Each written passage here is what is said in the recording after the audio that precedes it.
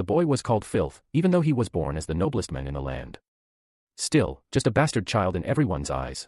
He had nothing to his name but contempt from others. If he had any ability at all, it was healing. The heavens had blessed them with that power, and in this world, those who trained in the art of healing were known as healers. They were respected and lived in comfort, no matter where they came from. So for a bastard like him, there was no other way to be accepted by society than to become a healer. Even with all the late night studying and hard work, he's still pretty lousy at healing. Everyone just can't make up for a lack of natural talent by trying harder. 5 years have gone by, and he's still stuck as an apprentice. For most healers, it's just a job, but for him, it's a daily struggle where he's constantly looked down on and mocked by others for being useless and foolish. Everyone treats this blonde kid like he's top-tier trash, especially since he's the son of someone so great. Then one day, something weird happens in the library that scares the hell out of him. A blue window suddenly appears in front of him, saying the player has awakened as a doctor. It's like a miracle for this guy, someone who never thought his life could turn around. At first, he figures he must be hallucinating from exhaustion. He's never even heard a word like that before, and if he had to imagine anything, he'd rather it be a healthy delusion than this. Then out of nowhere, there's a flash of light, everything goes bright, and suddenly his clothes change like he's the one in charge of an operating room. Just like that, he sees a body in front of him, bleeding out with unstable vitals. Someone calls for a transfusion, and he has no clue what's going on. Things like clamps, forceps, and leveft are being thrown around, and none of it makes sense to him. Yet somehow, he knows exactly what to do. The meanings just pop into his head, like they were there all along. On top of that, he's even holding his hands above his waist without thinking, like he's keeping them sterile, and he suddenly realizes he's a doctor about to perform surgery on a ruptured spleen, which is a splenectomy. Deep down, he knows no amount of healing magic could save this patient, but medical science might actually keep him alive. Then, in a flash, he snapped back to reality, and it feels like only a second has passed. The idea of cutting open someone's stomach to help them seems like some twisted form of healing to him, almost barbaric, like some kind of fake magic. With a nervous laugh, he tells himself it's just a strange dream from overworking. But deep down, he knows it wasn't. Somehow he has a gut feeling that this way of healing is much better and more reliable than what's usually done.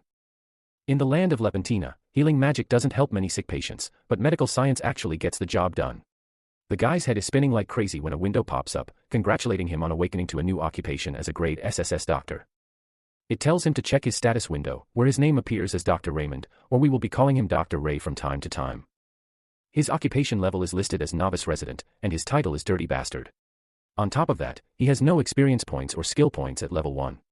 His academic skills show surgery at D, general medicine at C, beginner medicine at C, herbology at S, and pathology at A. He also has a class skill called Heart of Steel at D, but no bonus skill. The blue window suggests he earn experience points to level up and unlock the full potential of his doctor abilities. Even though it makes no sense, he's certain this is some kind of miracle. Just then, someone barges in and starts mocking him for hanging around all day. Shaken, Raymond stands up to leave, but the bald-headed bully dumps a bucket of dirty water over him, saying he belongs here in this pile of rags since he couldn't even reach grade F. There's no way he could offer anything to Bell End Infirmary. Within seconds, a whole crowd gathers at the door, whispering and laughing about why this loser still hasn't given up. They say he should stop disgracing the name of this place.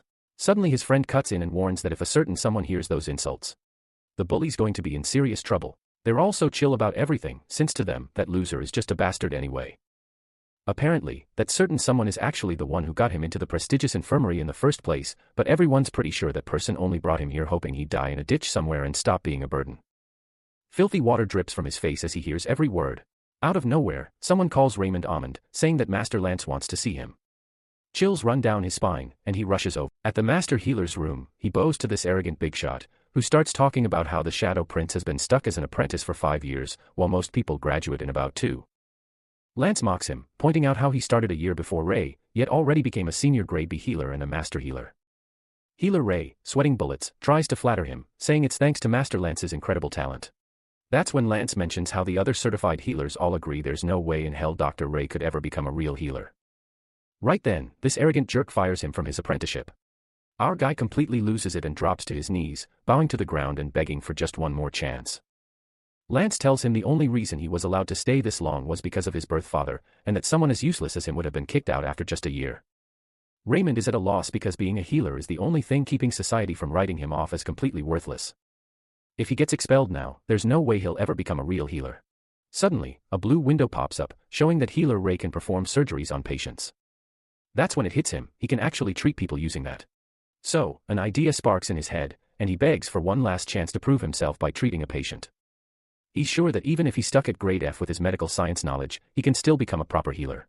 Now, Doc Ray is practically on his knees, begging Master Lance to give him just one patient to treat. He swears he'll heal them and earn his way back into the Bell End Infirmary with that one chance.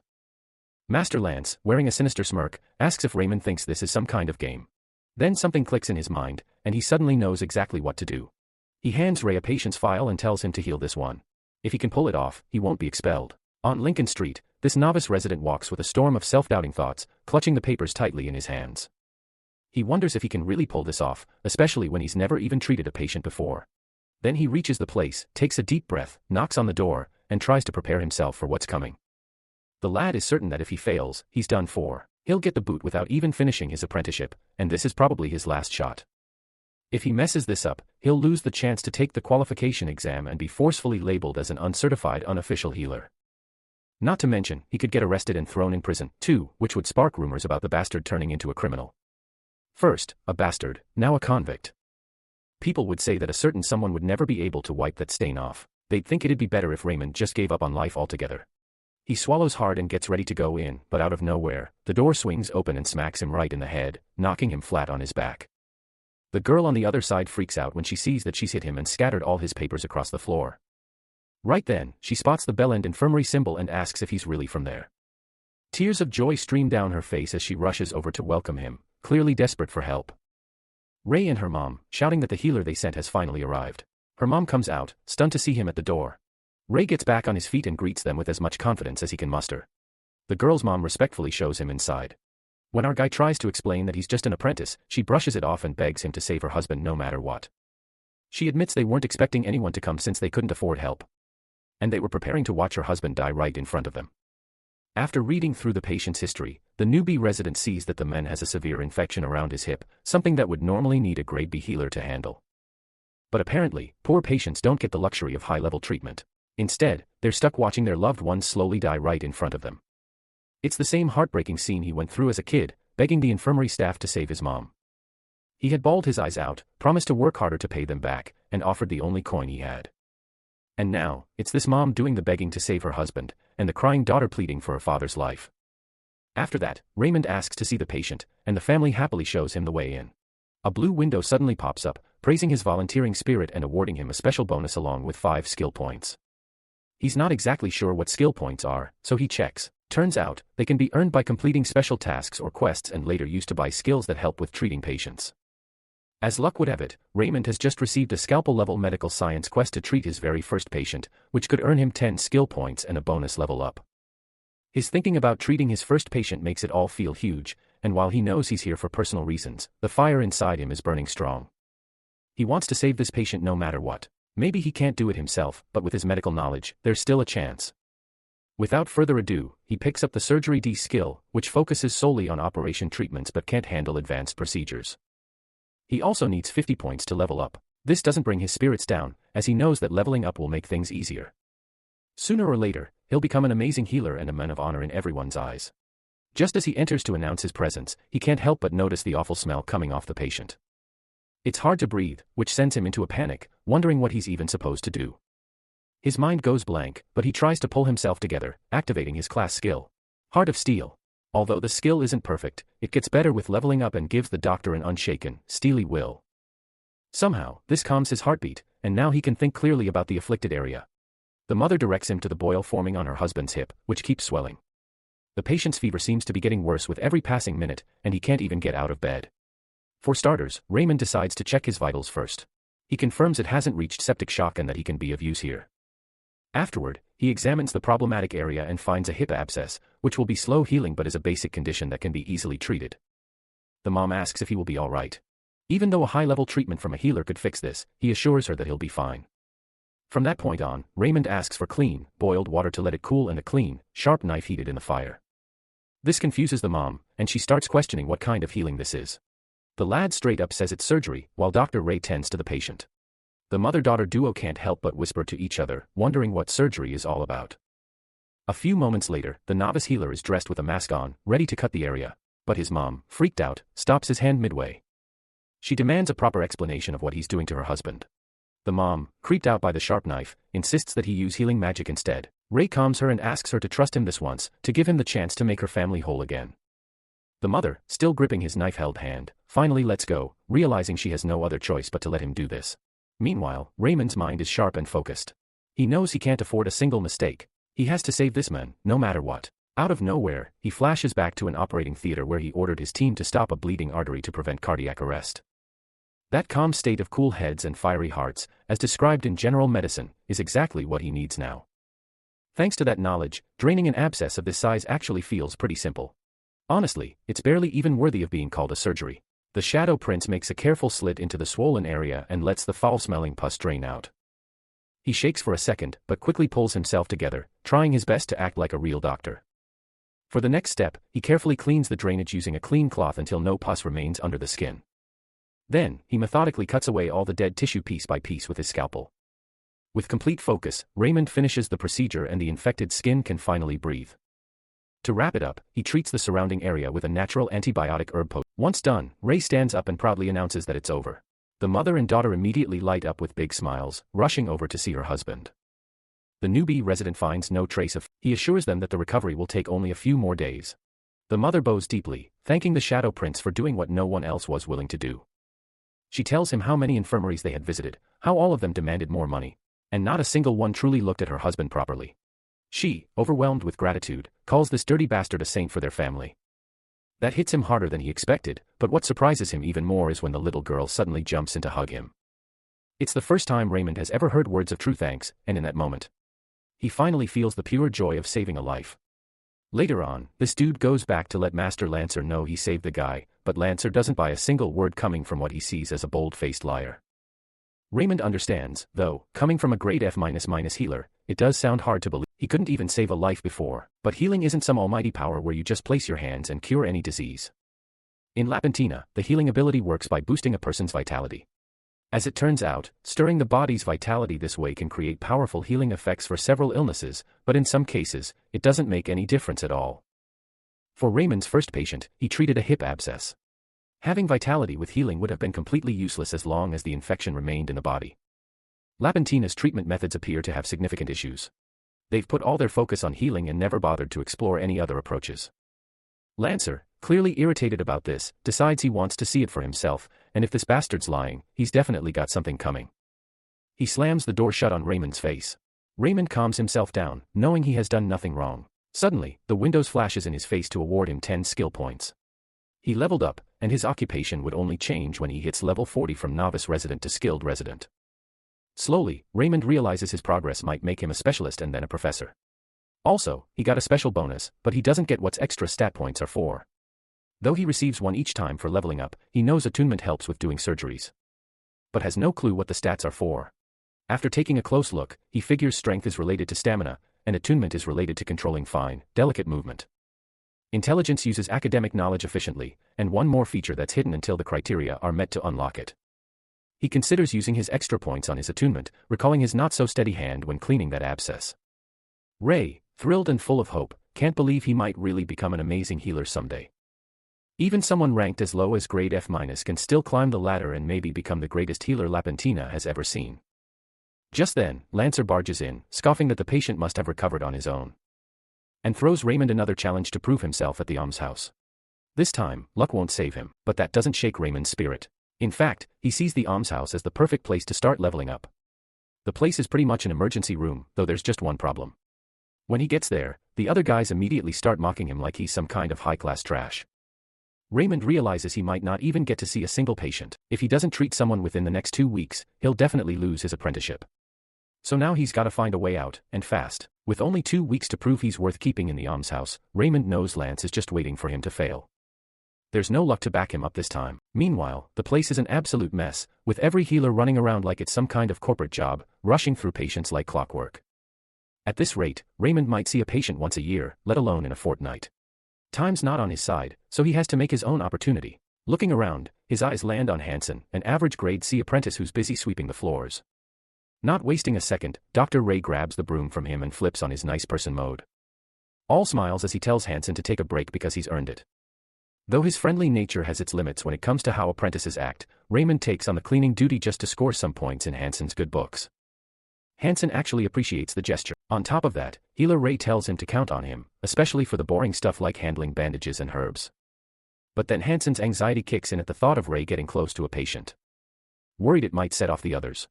Sensing the nerves, Raymond flashes his classic puppy dog eyes, assuring Hansen that everything will be fine. He adds that most of the other guys stay in their rooms unless a new patient shows up. So no one's even going to notice. Still, there's a bit of hesitation in Hansen's voice, and that's when Raymond pulls out his signature victim card, pretending to sulk and offering to return the broom like a sad little kid. Hansen straight up says a flat no to refusing such an offer. It makes sense, since the almshouse cleaning job is the worst kind of hassle, and skipping it would honestly make anyone's day. Raymond genuinely means it, but he keeps the whole leveling up plan to himself. No need for Hansen to know everything. A little while later, Ray gets to bandage a patient and earn some experience points. Every time he helps a patient, his experience goes up. These small efforts are clearly working in his favor, and now it's already been 3 days. Raymond finally hits level 4 and decides to invest his extra points into attunement so he can sharpen his surgery skills. He keeps helping patients, day after day, imagining the path that'll soon lead him to becoming the greatest healer of all time. From there, it'll be a rags to riches story with a 5-story marble house, endless steak feasts, and the finest wine to sip before bed. Even as the son of the greatest man in the land, he had suffered more than the lowest servant, trapped in misery inside a place meant for royalty. He used to live full of envy toward everyone around him. Suddenly someone catches him off guard, saying he can leave if he wants, and Dr. Ray is thrown off for a second. But he quickly assures the patient that the poultice is on, and they'll feel all right soon enough. This elderly woman finds Raymond super handsome and kind, at least compared to the other healers she's seen in the infirmaries. Raymond smiles and says an aching body doesn't need an aching heart from an unkind healer. It reminds him of the time his own mother suffered from back pain, which made him familiar with this kind of ache early on. The old woman then shares how, even though Lance may be gifted, his nasty attitude never sat right with her. But today, thanks to the Shadow Prince, she's leaving with a warm heart and a big smile. After this, Raymond's blue screen unlocks Friendly Healer, thanks to his kindness toward the patient, earning him 5 skill points and a boost in reputation. He knows skill points have something to do with his performance, so after wishing the old woman a good day, he gets back to his chores. With no other choice, he's stuck cleaning again, and the awful smell around the place definitely needs some serious scrubbing. He remembers how Lepentina never really cared much about cleanliness. Even Hansen couldn't get the job done right. Raymond smacks his head, knowing a contaminated facility is terrible for a patient's health. This is a pillar of medical science, after all. So, he motivates himself by picturing his future wealth as a successful doctor. He scrubs like his life depended on it. He's practically turning the place brand new, and even swears he'll hire a personal cleaner once he makes it big. Though his joints are aching now, he wonders if boosting his strength stat would help. Just then, a flurry of blue windows pops up, unlocking Squeaky Clean, earning him 20 more skill points and some bonus points, and taking him to level 5. With a total of 40 skill points now, Raymond can finally buy new skills and even gain abilities to clean more efficiently. From general to class skills, Ray gets a special bonus on his first purchase and can even grab a unique grade skill for 40 points. He's got 3 options to choose from, including Muscles of Steel, Surgeon's Finesse, and Wise Eyes, all of which are rare and not easily rewarded. It's a tough call, but before he can make a decision, Hansen rushes in with a patient in critical condition, vomiting blood, hematemesis. When Glance and Dr. Ray knows this calls for a grade A healer, sure, healing can help blood coagulate, but in this case, that's highly unlikely to work. Bell End Infirmary only has 1 grade A healer, Director Bucks, and he's currently out treating a noble. The patient is on the verge of death, unless someone performs surgery. Raymond checks his pool of knowledge and finds a procedure that could fix this, but it's normally restricted to high-level residents. Hansen spreads the word in a panic, and Lance shows up to examine the patient. He coldly declares the man as good as dead and sees no point in trying. Raymond storms in, challenging that mindset and asking how they can give up without even trying. He urges Lance to act since he's a grade B healer, and maybe he still has a shot. But Lance is fed up with Ray, wondering where the nerve comes from when the guy's been a failure for 5 years. Lance tells him that if he thinks he's so smart, he should save the patient himself. Raymond knows it's a losing bet, but at this point, the patient's going to die either way. If the man dies because of him, he'll be blamed and thrown out for sure. Just then, the blue window pops up, unlocking Passion of the Healer with the difficulty set too high, allowing Raymond to treat a patient beyond his actual skill level using sheer willpower. He even gets a double level up and 30 skill points. A new medical science quest begins, and Dr. Ray knows that if he messes this up, failure awaits. But when the patient begs him to save his life, Raymond realizes that if he doesn't act now, that man is as good as dead. The hematemesis patient is practically begging Raymond to save him, and Bro knows that if he does nothing, the man will die, and with him, any hope our boy has of staying in the almhouse. He also knows this case is way beyond his skill level, and if he tries and fails, the result might still be the same. It would honestly be smarter to stick with easier cases for the next 2 weeks. Still, his conscience won't let him walk away from the patient's desperate coughing and pleas for help. He silently prays for strength, and out of nowhere, Heart of Steel activates. With a clear mind, the Shadow Prince makes a vow to practice medicine for the sake of humanity. He won't just stand by while fear and doubt take a man's life. Then he rushes over to Lance and asks for a chance to treat the patient. Lance calls him a mad brat but steps aside, curious to see if Raymond's luck will pull through again. The others leave too, giving Raymond full control of the case. As he gets ready, doubt starts creeping in, since surgery isn't something one person can just do alone. But right then, Hansen shows up and quietly asks if Raymond needs help. He admits he felt awful just thinking about letting someone die without even trying. Raymond gratefully accepts, though Hansen is still nervous, wondering how 2 below-average nobodies are supposed to pull this off. The Shadow Prince makes it clear they aren't using healing magic, and time's running out. So they'll explain things later. From that point on, he tells Hansen to follow his lead. Without wasting a second, Hansen boils clean water and sterilizes a knife in the fire. Then grabs a clean cloth for the patient. Even so, Hansen keeps asking questions out of curiosity, but Ray believes in showing results first. Hansen notices the patient starting to lose consciousness, but this newbie resident had already taken care of that with a bit of hallucinogen. Raymond can't believe he actually prepared some catgut just in time, since the mages in the tower use it all the time. Catgut is a material made from animal intestines that's used to stitch wounds and naturally dissolves inside the body. First things first, Raymond sanitizes the operation site. Hansen, clearly curious, asks what he's doing, and Dr. Ray casually says he's about to perform surgery. The moment he makes the first cut into the patient's stomach, Hansen nearly screams from the shock, calling it blasphemy. Raymond knows how this abdominal operation works, but seeing the fat and muscle tissue up close makes it hit differently. He feels dizzy and more than a little grossed out. Just then, Heart of Steel kicks in, and Dr. Ray gives himself a little pep talk about becoming the best healer in the land. The thought of people admiring him, along with dreams of future wealth and recognition, pushes him to finish the midline incision. Hansen is still totally freaked out and even considers stopping him, but then he sees Ray pouring everything he has into this and remembers just how weak he used to be. Then they spot the yellow fluid leaking from the duodenum, and sure enough, it's a perforated ulcer. The patient clearly remembers he needs to tie off the blood vessels feeding the area and plug the hole. All of a sudden, healer Ray tells Hansen to lift the left organ, and the dude nearly loses it just hearing that. Even though Raymond knows this procedure inside and out, his hand refuses to make the first incision and actually get things started. The surgery looks like it's about to crash and burn, but Ray quickly shifts into his breathing routine to calm himself down. He also realizes he still hasn't bought the surgery finesse skill yet, even though strength and intelligence are both crucial right now. That's when the blue window pops up, asking if he wants to purchase surgery finesse, and he instantly applies for it. His attunement points go up too, reaching 16. The moment the skill activates, everything changes. As he works on the patient, Raymond's technique becomes noticeably sharper and more confident. Now he has a steady hand, even if his overall skills haven't magically improved. With no more shaking getting in the way, he asks for the cord to tie off the blood vessel and close the hole in the duodenum.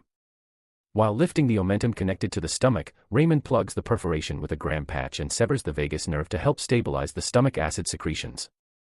Then comes the messy part. He wipes off the gastric fluid that's contaminated the peritoneum using sterile water and gets ready to close up. That's how he completes his very first laparotomy, and to his surprise, it unlocks the achievement of Father of Surgery, reserving his name in history as a pioneer for future healers. He earns 10 skill points, along with a level-up bonus for successfully treating a case way above his grade. On top of that, he becomes a passionate healer and scores another 30 skill points with some extra bonus leveling. Out of nowhere, Raymond's eyes well up with tears of joy, totally freaking Hansen out. Dr. Ray, with a shaky but warm voice, whispers that he really did it. Word spreads fast, and Lance is absolutely stunned when he hears Raymond actually healed the patient. The informant says he has no clue how it happened, but somehow the patient is recovering just fine. Lance storms off to see it with his own eyes, knowing there's no way a grade F- could have pulled this off. He bursts through the door only to find the great healer and the patient casually chatting like old friends, and Lance has absolutely no idea what kind of miracle he just walked in on. The patient says he owes Raymond big time for saving his life, but Ray tells him to take it easy since they're not out of the woods yet. Suddenly Master Lance bursts in, yelling and demanding to know if the director healed the patient. The sudden entrance catches Raymond off guard. Lance keeps shouting, demanding to know who healed the guy, insisting there's no way it could have been Raymond. Resolutely, the Shadow Prince says he did it himself. Lance's fury goes through the roof, thinking Raymond is full of it. Then Raymond drops the real shocker. He didn't even use healing magic. That leaves Lance completely stunned. Knowing he needs a solid explanation, the Shadow Prince says he used an ancient method called medical science to treat the patient. And just like that, he spins a story about how he once tripped and fell off a cliff up north, where he stumbled upon a treasure trove of knowledge about this forgotten practice. Of course Master Lance doesn't buy a word of it, and unleashes his full rage until the patient, fed up, tells him to stop hollering. Then the guy lifts his shirt and shows the surgical incision as proof, leaving Lance completely speechless. On top of that, the patient suddenly recognizes Lance's face, realizing he's the one who had been ready to let him die without even trying to help. Now here he is, trash-talking the only person who actually saved his life. Raymond quickly grabs hold of him, warning him not to get up with those fresh stitches, but the patient completely loses it and snatches the nearest pot to hurl it at Lance. Just his luck, Master Lance ends up getting smacked with a pot full of piss, and he freezes in place, shivering in absolute disgust.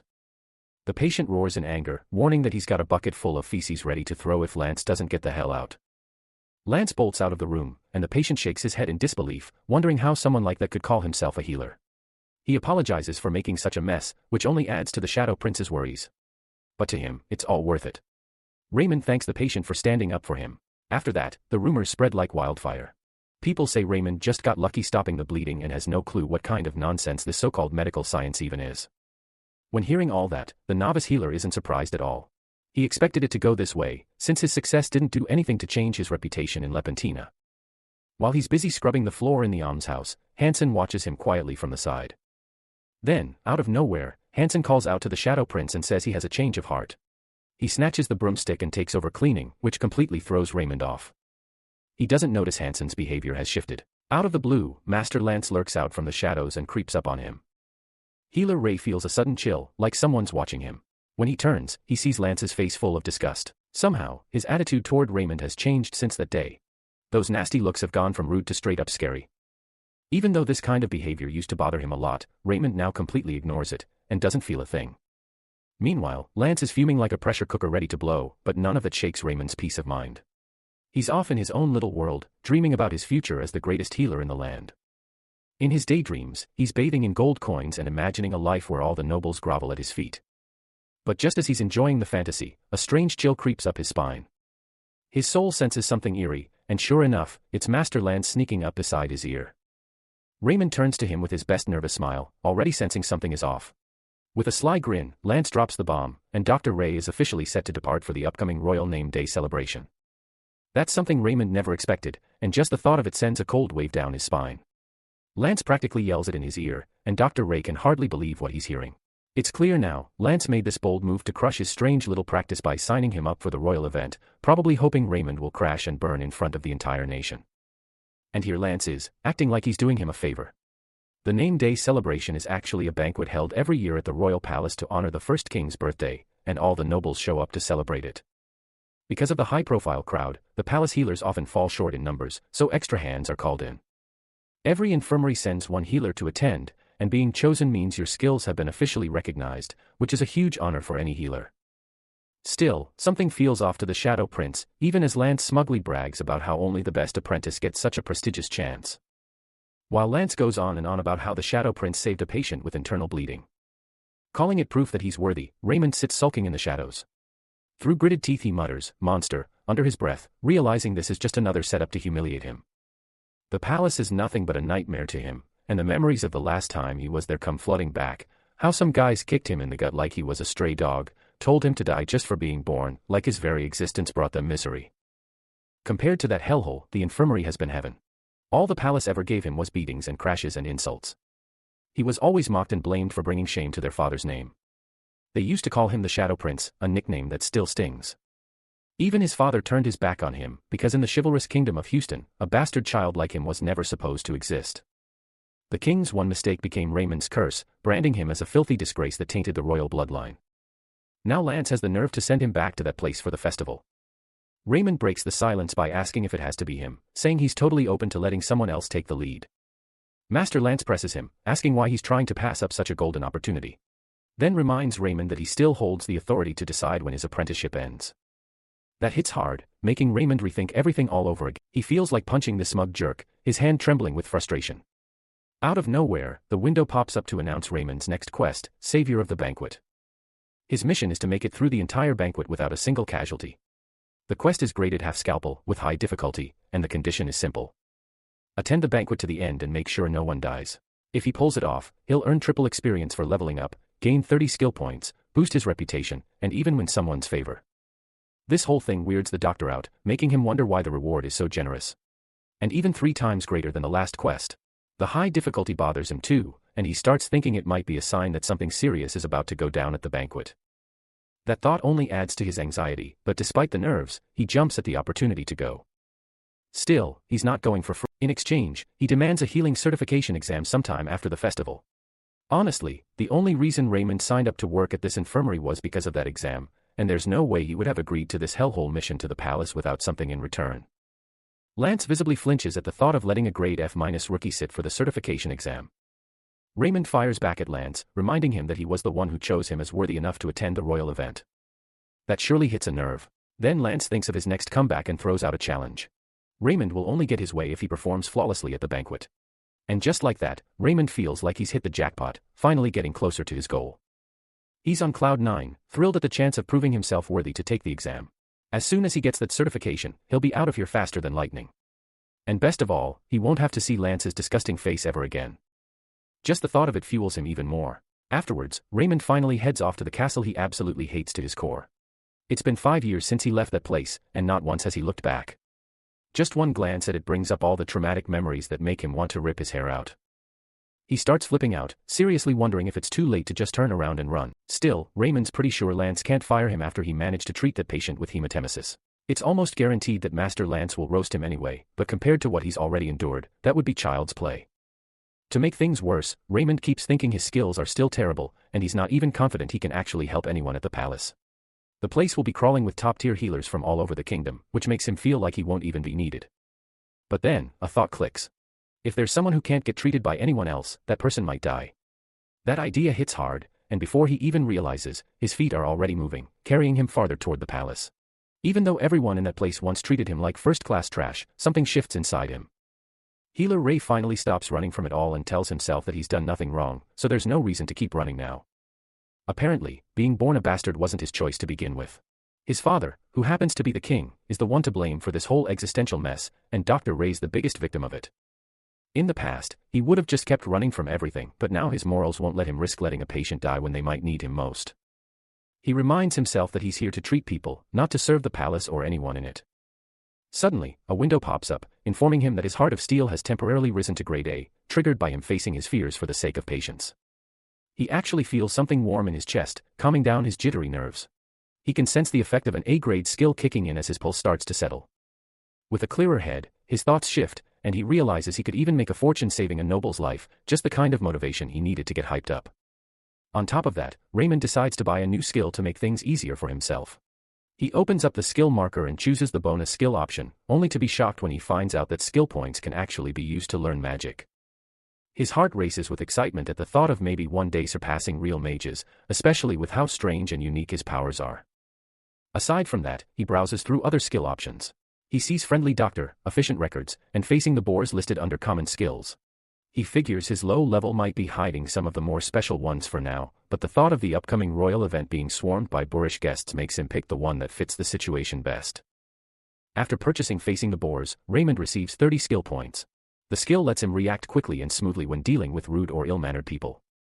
Which sounds perfect for what's coming. With everything set up, the novice healer is ready to get moving. Back at the Houston Kingdom, guests are busy praising the king, calling him the greatest for ruling so smoothly and effectively. They say if it weren't for him, the whole kingdom might have fallen apart. The king is known as the veteran knight, a brilliant war commander, a wise administrator who cares for his people, and a monarch deeply respected by nobles.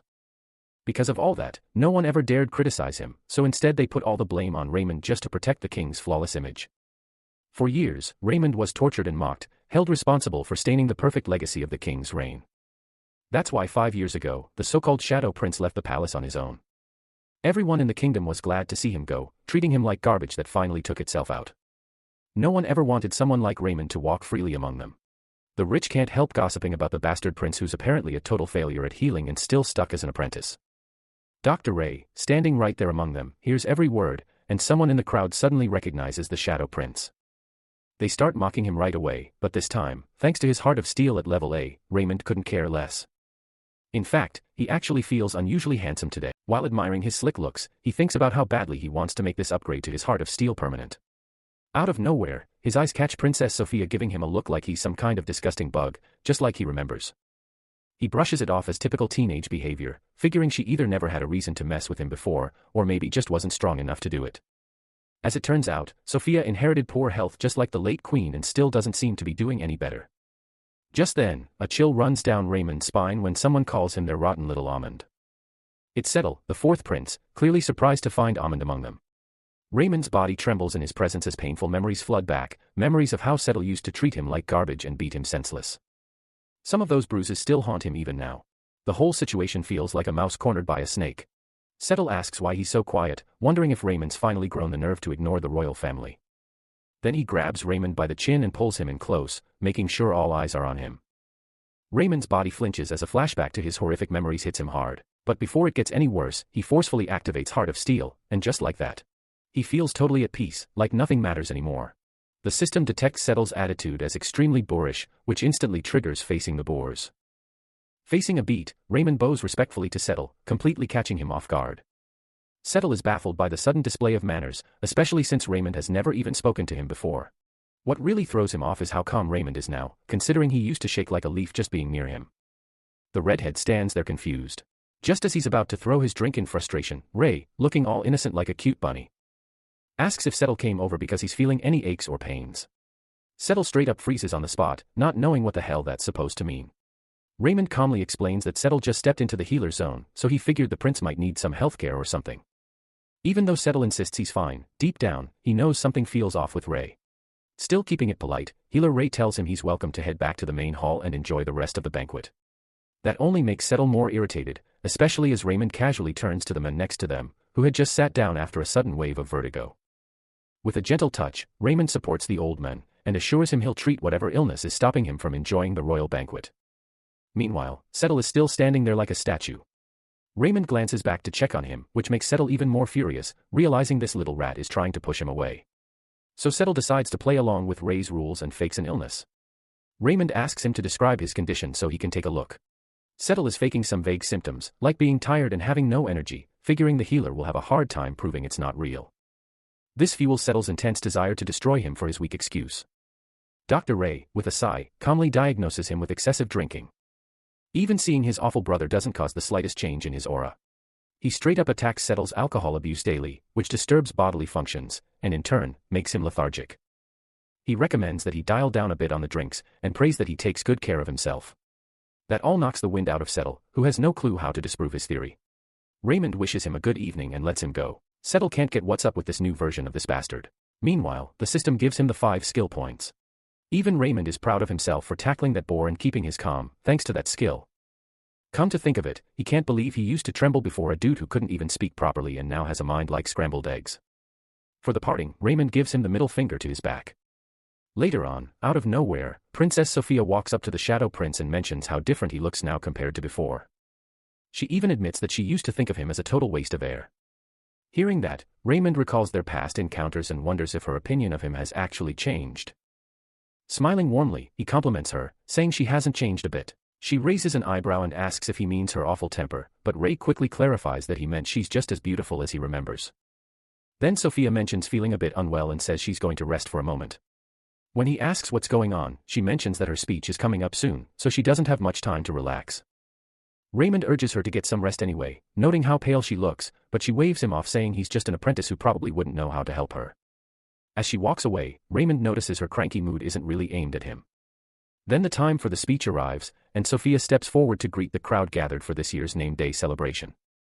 Everything seems fine until Raymond spots something off about her. She starts huffing, and suddenly her heart begins pounding in her chest. Without warning, she trips and collapses, causing panic among the audience. A group of healers rushes over at once, and that's when it hits Raymond that Princess Sophia is actually part of his quest. Quickly, the royals called for healers to tend to her. One of them stepped forward and used healing magic, but it didn't work at all. That sent a wave of panic through Raymond's chest, especially since even a grade A healer couldn't make the slightest difference. Doubt crept into his heart, making him question whether he was even qualified to step in. The pressure was intense, and the thought of messing up and facing the consequences made his legs weak. For a moment, he seriously considered pretending he hadn't seen anything, especially since he and Sophia never exactly got along from the start. When he's just starting to unlock his new abilities and pursue his dreams, the thought of his life ending now feels incredibly unfair. He tightens his lips, and Sophia's recent words echo in his mind about how he's changed. It wasn't a perfect apology, but Ray's heart simply won't allow him to give up after that. Raymond grits his teeth. He's not letting Sophia kick the bucket before she gives him a decent apology. Then she can go, for all he cares. Without wasting another second, Dr. Ray steps forward and announces that he'll handle it, making everyone turn their heads. The palace healers tell the so-called apprentice to back off, saying this is way out of his league, but that's not stopping Raymond. He charges ahead at full speed to reach Sophia. At that very moment, his heart of steel levels up even higher for making the call to treat an emergency patient. Even though a bunch of healers try to stop him, Raymond pushes through and gets to Sophia. She glances up weakly, saying she'll definitely die if he doesn't help her. Raymond immediately checks her carotid pulse and realizes she's in cardiac arrest. The only thing left to do is jumpstart her heart, so the blood can start flowing again. In no time, he clasps his hands together and places them on her chest, pumping hard to jumpstart her heart. The crowd instantly erupts in outrage at the sight of someone touching a princess like that, but Ray shouts that it's for her own good. Just as the healers move in to shove him away, the king steps into the scene, and his presence shuts everyone up. That's when the king catches sight of Ray pumping Sophia's chest, and urgently asks the healers if their methods can save her. When none of them answer, he explodes in anger and orders the good-for-nothing losers to let Raymond do whatever he has to. Meanwhile, the novice healer is in a panic, struggling to understand why her heart still isn't responding. Sweat trickles down his forehead as his mind races for a solution, knowing every second counts. He keeps performing the chest compressions, but a wave of anxiety crashes over him, especially with the onlookers already whispering and treating him like some kind of perpetrator. Eyes wide with horror and teeth clenched under pressure, Raymond struggles to breathe as he keeps doing chest compressions. He knows he's in deep trouble. For a second, panic takes over, but he forces himself to calm down, remembering that when CPR doesn't work, the next step is an electric shock. What he needs now is a defibrillator, but finding one in Lepentina is almost impossible. With no other choice, he quickly opens his status window and checks the skill market. Then spends 80 skill points to buy the bonus skill, Electricus Magic. He, wasting no time, places one hand beneath Sophia's right collarbone and the other near her left armpit, channeling the electricity straight into her body. Just as he does, a man armed with a broom shoves him aside, cutting off the flow of magic. The guy looks ready to take Raymond's head off, shouting that he's attacking the princess while she's already on the brink. Dr. Ray, shaking like a leaf, tries to explain that he's not hurting her but trying to save her using magic. Just then, the king orders the healers to examine the princess. Immediately, one of them checks her pulse and announces that her heart is beating once more. A wave of disbelief washes over them all, unable to understand how this could be possible since Raymond didn't appear to use any healing techniques.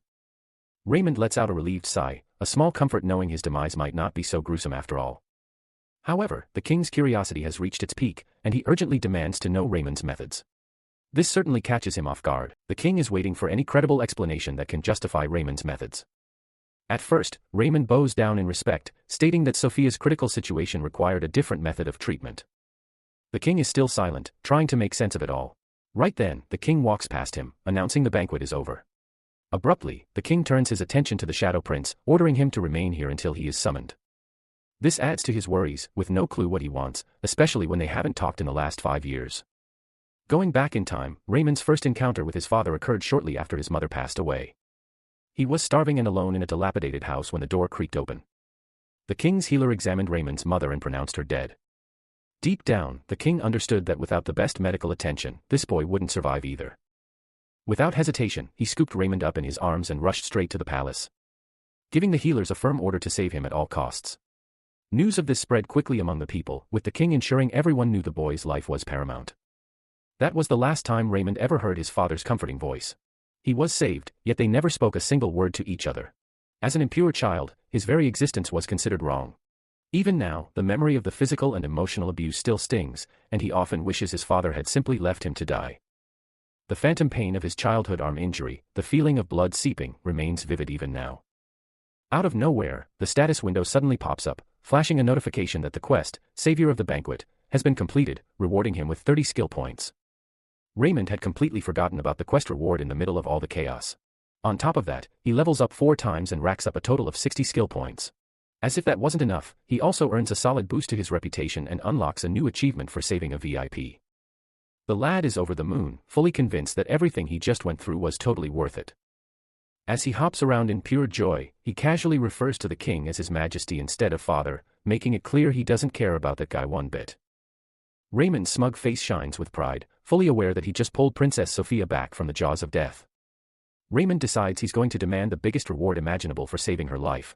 Afterwards, the novice healer is summoned before the king and gives his respectful greetings as his lowly servant.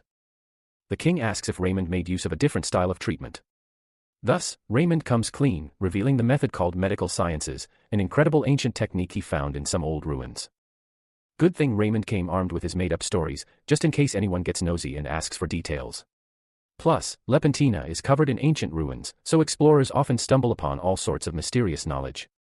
Considering its past held far more advanced technology than what exists today, most of which is still a complete mystery, Raymond's made-up explanations end up sounding surprisingly believable. Finding knowledge lost to time in Lepentina is pretty believable, especially with its long history and all those ancient ruins scattered around. The king takes that into account, acknowledging that medical science just saved Princess Sophia's life, and for that, Raymond deserves a reward. Raymond's eyes light up like stars, practically drooling at the thought of a reward big enough to flip his whole life upside down. And then, the king leans in and asks what he wants, promising a reward so massive he'll never need to lift a finger for work again. Raymond stands there, lost in thought, weighing the tempting idea of asking for money. After all, he could be swimming in riches as a top-tier healer. But deep down, he knows there's something far more valuable, something only a king can grant. With a confident smile, he turns on his healer's charm and speaks from the heart, saying he wants nothing more than to care for his patients. He says he doesn't need gold or silver, which stuns the crowd into silence. Gasp ripples through the room as everyone praises his selflessness, amazed that someone like him would turn down wealth for the sake of others. Even the royal healer can't believe such words came from a so-called bastard. Deep inside, Raymond knows nothing beats money, but playing the noble healer earns him something even greater. With all eyes on him, he finally asks for the king's official endorsement, the royal seal of approval, so he can dedicate himself fully to helping others. The room goes quiet, stunned by the sincerity of his request. What the king gathers from Raymond's dramatic plea is that the young healer wants to make his way of treatment method officially recognized. Dr. Ray, deep down, is worried that the healer community might come after him for using unorthodox methods. They could easily label everything he did as dark magic and pressure the Tower of Healing to ban such practices altogether. To avoid that nightmare, the king's approval is the only shield he's got. Realizing the truth behind Ray's concern and the fact that this same approach saved his daughter's life, the king has no choice but to declare medical sciences an official method of treatment. With that, Raymond finally achieves one of his goals, but he's not done yet. Looking back at the king, he politely mentions that there's just one more thing he needs. Yet again, Raymond plainly explains that he has no desire to claim gold or silver from the king. However, as a healer, he hopes to enjoy at least a little glory. He takes a deep breath and states that the king must grant his permission for him to receive the Bringer Award. The Bringer Award is something the royal family gives only for the most outstanding and meaningful deeds. The crowd in the back starts whispering among themselves, saying that the Bringer Award only comes with honor and nothing more. They watch in disbelief as this man asks only for prestige, turning down wealth after saving the princess. No one expected something like this from a bastard. But the truth is clear, Raymond is one amazing healer. Just then, the window pops up, showing that people are deeply moved by his words, and his reputation takes a solid boost. Still, Raymond laughs to himself, knowing they've got it all wrong. What they don't know is that the Bringer Award can lead to an honorary knighthood, which, while it comes with no real privileges, is the first step toward nobility. He's practically dying to get it, calling it the best reward ever. When the king asks if there's anything else he wants, Raymond humbly replies that as a healer, it would be improper to ask for anything more.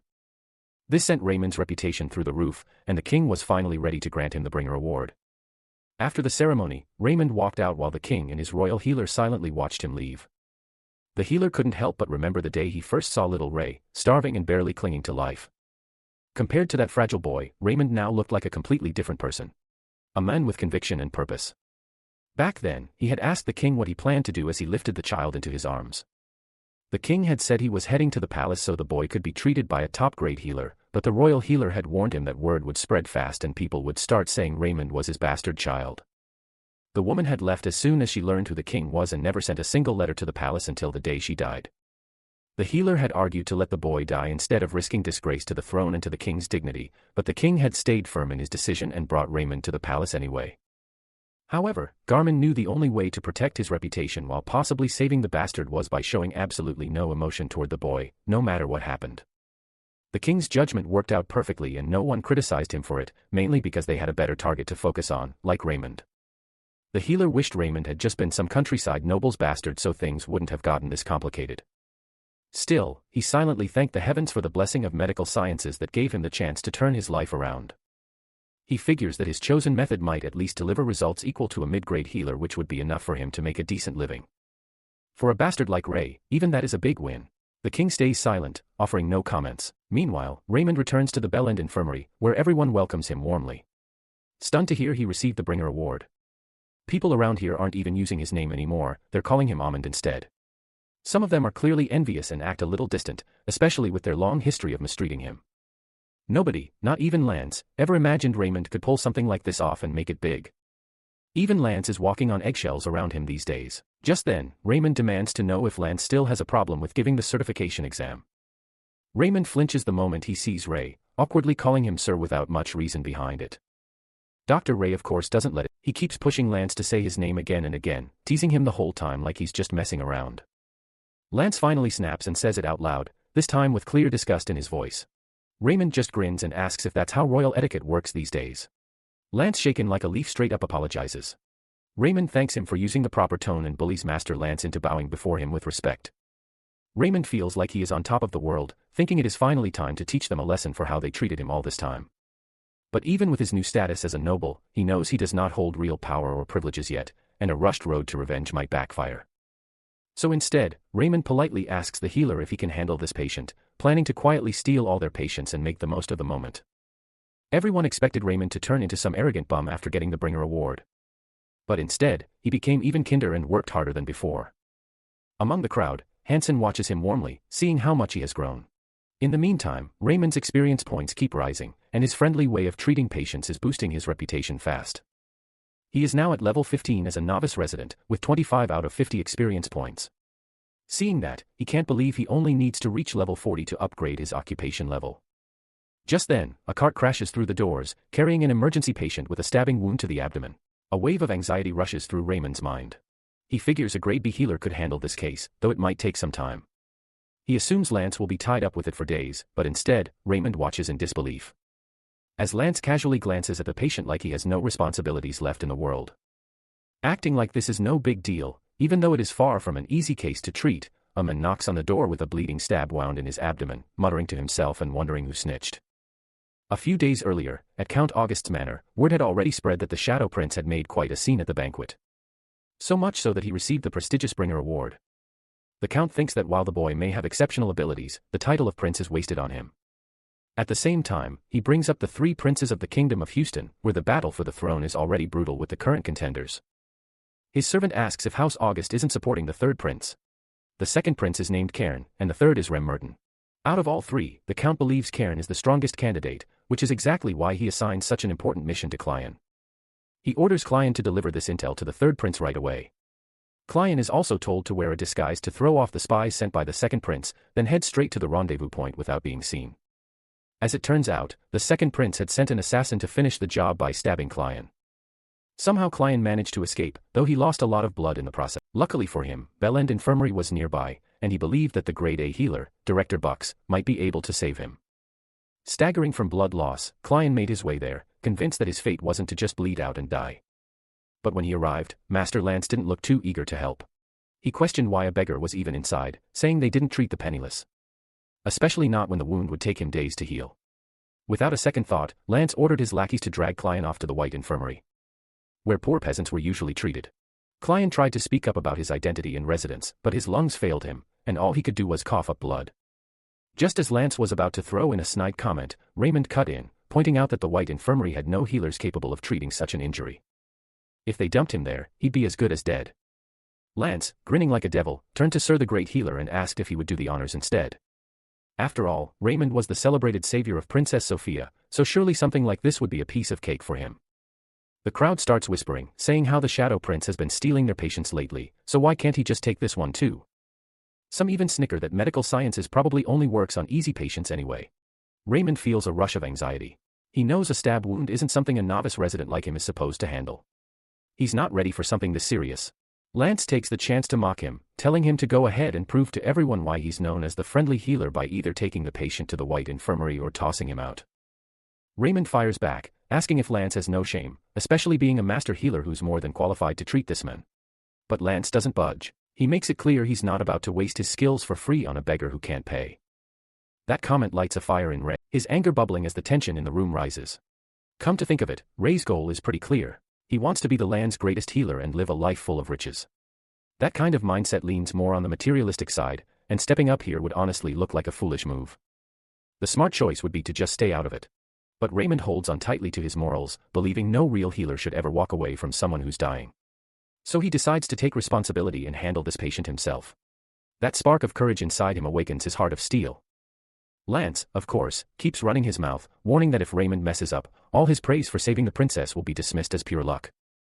Worse, Lance paints this dramatic picture where Raymond is accused of using dark magic and is found guilty of deceiving the royal family.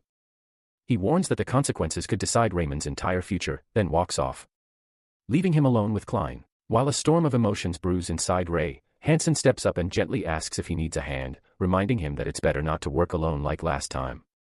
Just as Hansen seems unsure, Raymond grabs his hand and thanks him, appreciating how he had his back before too.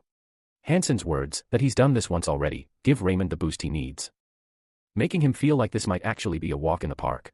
Without wasting time, he asks for sterile boiled water, a knife, and a needle heated in flames, making sure the surgical area gets cleaned right away. Afterwards, both Lance and Hansen suit up with their masks on. Raymond quickly realizes that a blood transfusion is necessary, but since Lepentina doesn't have the proper tools for that, he decides to make do by keeping the patient's vitals stable with a steady flow of saline solution. He activates Surgeon's Finesse, a skill that boosts his attunement, making his hands sharper and more precise for surgery. With that, he makes the incision, confident that his attunement has doubled since the last time, which makes everything feel a bit smoother. As the blood starts to spill out, Hansen catches a glimpse and flinches. He's never seen so much blood oozing at once. He nervously asks if this much blood loss isn't dangerous. While Raymond struggles to locate the source of the wound through the thick, dark pool of blood, Hansen looks down in shock, like he's never witnessed anything this intense before, and Dr. Ray's hands start to tremble with fear. Hansen calls out, clearly wanting to help, and that small gesture pulls Raymond back to focus. He nods and tells Hansen to wipe the area clean using a sterile cloth. Once the blood is cleared, Raymond finally spots the issue. The knife has punctured the mesentery, and now several blood vessels are leaking. Stitching one vessel is easy, but this is a mess with way too many. The best way to deal with this is to cauterize all the vessels at once, but he doesn't have the right tool, which is a cautery pen. Raymond scratches his head, desperate for an alternative, when suddenly a thought hits him. Magic. He, without wasting time, unlocks aqua magic for 80 skill points, even though fire isn't part of that branch, but he plans to manipulate water pressure and steam to seal the wounds. Still, the fear kicks in. What if he ends up causing serious burns, or what if he loses control of the range? The risk is real, but he knows this might be his only shot. Just then, a window pops up, notifying Raymond that his high intelligence boosts his control over the magic skill. With that, his confidence returns, and he feels reassured that leveling up was the right call. He summons the weakest fire, catching Hansen off guard since he had no idea Raymond could use magic. Using the flames, Raymond stops the blood loss and ties off the biggest nicked blood vessel. Hansen hands him the cord, and Dr. Ray stitches everything up, smiling as he announces the bleeding has completely stopped. When Hansen asks how he knows magic, Raymond shrugs it off, saying he learned it as a hobby, and throws in a made-up story about discovering it in some ancient ruins that collapsed afterward. Hansen doesn't press further. Still, he figures it out that no one shares the secrets that give them an edge. They get back to the operation, where the soon-to-be great healer explains that the only thing left is to repair the mesentery. If the knife had gone any deeper, things could have gotten real bad. Hansen, who once thought Raymond was just a talentless hack, now sees him in a new light. Especially after saving the princess and earning a Bringer award. One thing is clear, medical science can save people even when healing magic falls short.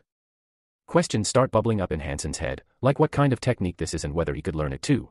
He wonders if Raymond would teach him if he asked.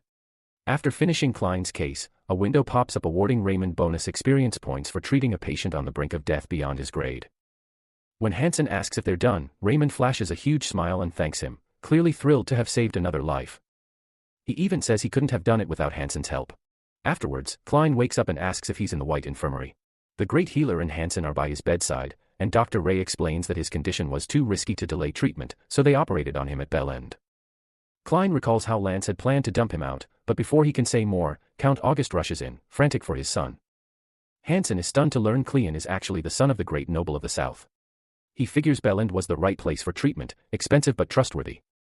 Wanting to reward the one who saved his son, Count August asks if it was Bucks or Lance.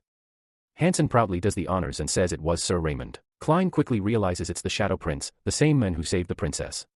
Hansen adds that while Lance was ready to toss Klein into the White Infirmary, it was Raymond who stepped up and took the risk. That's all Count August needs to hear before demanding to know why his son was nearly thrown out. Hansen explains that Klein's disguise made him look like a penniless beggar, which is more than enough to enrage the noble. In the meantime, Lance's lackeys show up late with the news, only after everything is already done. He's stunned to hear that such a high-ranking noble is visiting Belland and quickly decides he has to meet him as the master healer. Still, he's clueless about why someone of that status would come here when no nobles are admitted. When Lance finally shows up, he gives a long-winded, overly respectful introduction, trying to impress. But the Count stares him down with pure disgust and bluntly asks if he's the one who left his son to rot. Lance stammers, asking how he could ever let a noble's son die, saying this must all be a big misunderstanding. But the rage in August and Klein's eyes says otherwise as they glare at him furiously. The heavy tension sends chills down Lance's spine, and that's when it hits him. The patient he tried to kick out was actually Count August's son. Desperate to cover it up, he claims he had assigned his best men, Sir Ray, to treat such an important patient, even bringing up how the Shadow Prince saved the princess too. But everyone sees right through his panicked attempt to sugarcoat things. That's when Cleon snaps and says he remembers everything clearly. He repeats Lance's exact words, that this infirmary wouldn't treat penniless beggars.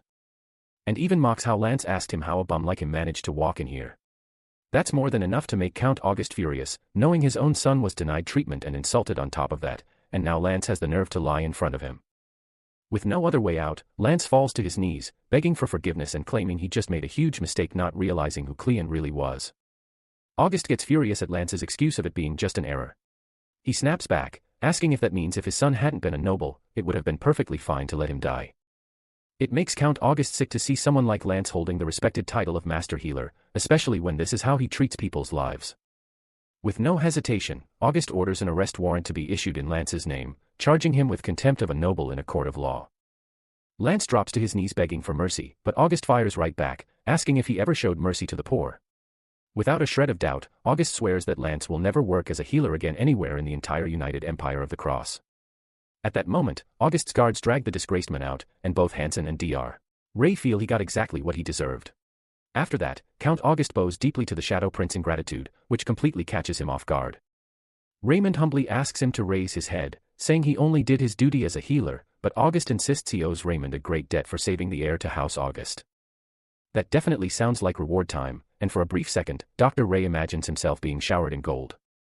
However, Count August is already aware of what Raymond said at the name day celebration, and believes that, as a healer of true integrity, wealth means nothing to him, even if offered by the king. That leaves the Count unsure of how to compensate him, while Raymond throws a tantrum inside of needing money. Count August decides to make Raymond a friend of House August.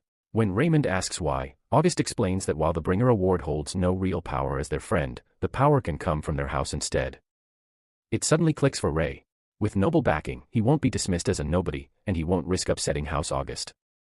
Raymond feels honored, but humbly insists that he still has to charge for the treatment, as it's the infirmary's policy. So, he goes ahead and issues the bill, confident that this time, they'll actually get paid. August and Cleon both feel incredibly awkward at that moment. Cleon eventually breaks the silence, asking why Raymond offered his services for free. Especially since his death could have advanced the second prince's conspiracy. By doing so, the third prince and House August would have been in serious danger, making any reward seem insignificant. Cleon then goes on to explain how the battle for the throne is only going to get tougher, and wonders if Raymond is truly prepared to navigate this dangerous storm. Although Raymond never had the social standing to qualify for the throne, being born a bastard, August can't ignore what's happened lately. He believes even a sharp needle can pierce through a sealed pocket, and today's Raymond is exactly that, someone with unbelievable power who stands out, bound to provoke the princes even more. His path to success will draw all sorts of attention, especially enemies trying to take him down. He won't be easy to ignore or silence. August only wants to see Raymond spread his wings as a healer, and that's why he wishes for House August to shield him, even if just for a while. Meanwhile, word reaches Cairn, the second prince, that Dr. Ray saved Cleon's life. Upon hearing it, the assassin who failed begs for forgiveness, explaining how Blind never accepts poor patients, which meant Cleon had zero chance of survival. There was no way to expect he'd live, especially since no one knew Raymond had healing abilities. Cairn can't believe that after everything he did for Ray, he still ended up ruining his plan. After hearing all that, Cairn decides they'll need to keep a close eye on Ray. Turns out their old mutt has learned a few new tricks. Meanwhile, the novice healer is bursting with joy, thrilled that the day he's been waiting for these past 5 years has finally arrived, the healer's certification exam, which means his time as an apprentice is officially over. Rumors spread like wildfire that Lance had been kicked out of Blind Infirmary all because of Ray. First, he saved the princess, then he treated the heir of House August, yet some still chalk it up to dumb luck. But this blonde kid thinks it's a little too convenient to call it luck 3 times in a row. He can't help but wonder if medical science, even if it's not magic healing, actually has some real power behind it. The blondie gets some serious glares, while others dismiss it as pseudo-healing, just barbaric cutting. He points out the king declared it official, but they insist the king has softened his heart for his son, favoring royal blood. They're also amused to learn it's Raymond's exam today, believing the results will tell the real story. Now, they're all placing bets on Ray, while Hansen watches the whole affair brewing. Afterwards, Raymond takes his seat, overjoyed that the day has finally arrived after 5 years, the healer's certification exam. The backbenchers immediately spot the Shadow Prince, a great F, who saved the princess, and grudgingly allow him to take the test, secretly hoping he'll fail and humiliate the king. Their gossip sends a wave of anxiety through Raymond as he wonders what will happen if he flunks. No second chances, just being branded good-for-nothing trash again. Hansen, sensing his panic, asks what he plans to do if he passes. After 5 years of apprenticeship, surely he has something he wants to pursue once he's certified, right? Raymond thinks for a moment of feasting on meat, beef, steak, all kinds of rich food, and almost drools at the thought, but that's not what Hansen is looking to hear. So Raymond reflects on his apprenticeship days, remembering that all he ever wanted was to help patients. Without a second thought, he tells Hansen he'll proudly treat patients and dedicate his life to their care. Honestly, Raymond likes helping people and seeing those how he helped. He wishes to feel the feeling more. This activates Heart of Steel with HSI generous thoughts, and Dr. Ray is calmed down, finally breaking through how Heart of Steel works. Just thinking about HSI work will switch it on. Hansen really wishes Ray get through this exam, while that blondie kid watches those two chatting, seeing how the Shadow Prince is so confident today. Right then, Ray gets called in before the examiners, confirming his grade to be F-. Even then they demand to see his healing abilities, and Dr. Ray puts on a show of his magic, but the examiners don't look impressed. They all crack up, seeing that puny leaking magic isn't healing at all. None of them dared to ask why he had come here today, when he didn't qualify for the exam. Raymond just says he is aware of his shortcomings, but the examiner cut him short, asking him to leave them, and quit wasting time. As it turns out, Raymond came prepared for just the thing. He purchased a skill, called Eloquence from the skill market, and he activated it, allowing users to speak more effectively. There's a changed tone to the Shadow Prince's voice, declaring to ask if the Tower of Healing objects to the king's approval, proclaiming their defiance to the king. He claims to be aware of his shortcomings in healing, but he insists on using the medical sciences, which is approved by King Odin to Houston. Without a shadow doubt, the king has acknowledged this as an official method. The examiners of the Tower of Healing exchange uneasy glances when Raymond calmly asks if the Houston chapter of the tower intends to ignore the king's decree. The red-haired examiner is stunned by how sharply Raymond flipped the argument, pointing out that all healers in the Empire of the Cross operate under the authority of the Tower of Healing. This means if the tower refuses to recognize anything outside their traditional methods, they're also going against the king himself. Raymond then presses the point: if the Houston chapter truly respects the king of their land, then he deserves the chance to prove whether his methods work or not. One of the judges sees the logic in Raymond's words, unwilling to defy royal authority. And just like that, the novice healer is granted a patient to treat, his official shot at becoming a certified healer. He's thrilled for a second, but that joy disappears instantly when he sees the condition of the patient he's been assigned. At the Tower of Healing, prior to the exam, the red-headed examiner decides to assign Sir Raymond this particular patient for his exam. The old woman admits that even Trass, a grade B healer, couldn't treat this patient. Some think it's not suitable for the exam, but the redhead reminds them of Ray's expertise in medical sciences. This is the man who electrocuted the princess to save her and once sliced open a man's body and sewed it back together. The only worry now is whether they're really allowing a barbarian to become a healer. It seems the redhead is scheming to make Raymond fail. One of the other examiners worries that Count August won't be pleased if the word gets out. But the redhead calmly responds that the exam is his domain alone, and Count August has no say in the Tower of Healing's affairs. He can't stomach the idea that a bastard would dare apply for the exam. Even his cousin, the mother of the fourth prince, agrees that the boy must not pass. Another judge quickly realizes that Count Linson has already decided to fail Raymond. Afterward, Ray gets assigned his patient, and honestly, it feels like he hit the jackpot when he sees it's a bedsores case. Count Linson can't understand why Raymond looks so relieved and happy, especially when even a grade B healer couldn't handle pressure ulcers. Raymond politely thanks the examiners before getting to work. Linson starts wondering if Raymond's gone mad from stress or just doesn't realize what's coming. Later, Raymond talks with the patient's son, explaining that he needs to examine the patient first to figure out the prognosis. As soon as he enters, Raymond smells something acrid. The son apologizes for the stink, but Ray puts him at ease, saying he didn't exactly expect roses. Raymond immediately guesses that the father is in pain, which surprises the son since most healers were too disgusted to even look. Then Raymond takes the patient's history and learns he's been bedridden for quite a while. During the examination, he checks the bed sores and sees they're in bad shape, but at least they haven't reached the bone, so treatment should be manageable. When the son asks about it, the soon-to-be great healer explains that only the rotten skin needs to be removed, allowing new skin to grow. The son says other healers tried the same, but the sores always came back. That catches Raymond off guard, making him realize the real issue. Pressure ulcers come from bad posture when someone's stuck in bed for too long without proper care. However, Raymond thinks that might not be the real problem here and decides to go ahead with removing the dead skin anyway, carving out the infected area with care. He tells the son that the treatment will involve surgery and that he should have a little faith in him. After that, Ray gets into his gear and sees his attunement reaching 18, which is pretty high for a novice resident. Scraping out the dead tissue is going to be as easy as pie. He calmly removes the rotting flesh and clears away the discharge while the patient's son stresses out in the back, watching Raymond casually knife his father like it's just another day at work. In the end, Raymond sanitizes the wound using herbs packed with natural antibiotics. When asked, Raymond responds that the first stage of treatment is complete, and for the next one, he'll need the son's help. He gives clear and simple instructions. His father's position must be changed regularly throughout the day by rolling him over in bed. The son looks completely lost, so Raymond breaks it down for him, explaining that bed sores can be prevented by changing posture frequently. On top of that, he says the infection still needs some attention, so he'll be sticking around until his father's condition improves. As they keep up with the routine, Raymond eventually declares the old man out of danger and safe from falling back into the same cycle of bed sores. Right then and there, both the old man and his son thanked Raymond from the bottom of their hearts, especially since even a grade B healer couldn't do anything about it. Apparently they didn't have the means to afford a higher-ranking healer and felt truly grateful for Raymond's kindness. After advising them to keep changing the patient's posture regularly to prevent more bed sores, Raymond wraps up his job. Word soon reaches Count Linson, who's having a hard time believing it. The nerdy judge reminds him that he saw it with his own eyes, and the new skin formation is real. Now, they don't really have any excuse to fail Raymond. Linson starts stressing about what he's supposed to say to the fourth prince, especially since there's no proper way to rank someone with a grade F- who just healed a patient needing a grade B healer. The nerd suggests giving Raymond a grade B+, or even a grade A, but Linson immediately shuts that down. There's no way he's letting that happen. Count Linson is freaking out because his plans have gone completely down the drain. However, he adds that while Raymond's ancient technique did manage to cure a difficult patient, his healing is still considered grade F-. No matter the extra credit, anything higher than a grade D is completely off the table. But the others think it's just plain wrong to rank him as a grade D when he treated something closer to a grade B- condition. Count August definitely won't like the sound of it, but Linson reminds them that August has no right to interfere in the tower's affairs. Then the nerdy judge points out that both the princess and the king might step in if they hear Raymond got slapped with a grade D after healing the princess's grade A condition.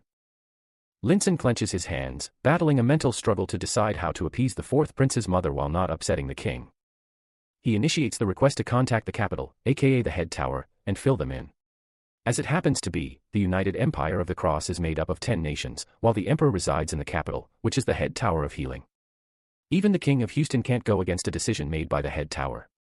Everyone agrees, and they have sent their query to the head tower. Soon enough, the head tower's response comes back, and Linson rips open the letters. Just one look is enough to make Linson's eyes widen in shock. The head tower has graded Raymond as grade U. It's the first time this mysterious grade has ever been used. They're thinking U for undetermined, because even the head tower had a tough time reaching a verdict on this case, just like them.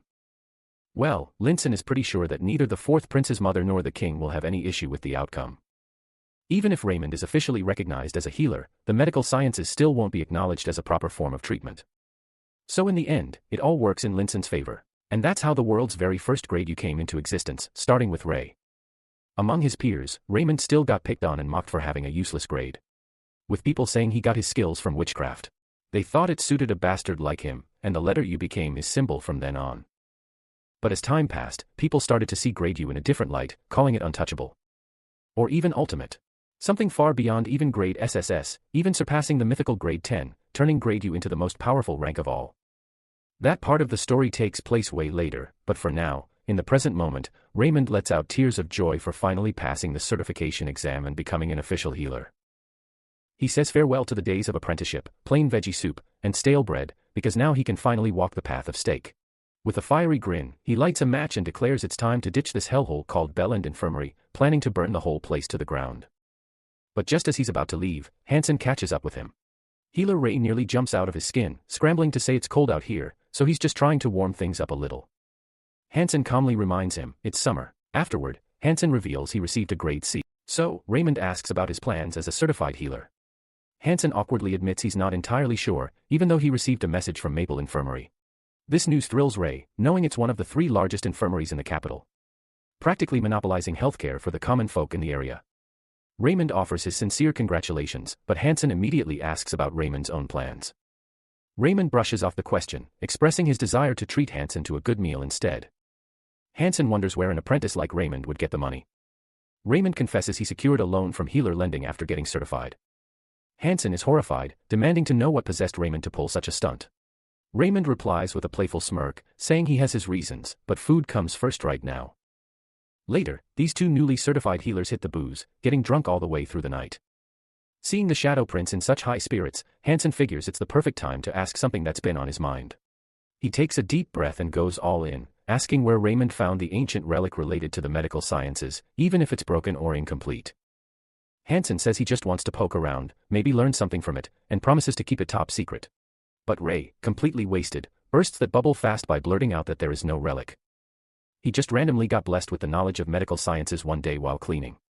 That nonsense sets Hansen off, thinking it's a total joke. He doesn't buy it for a second.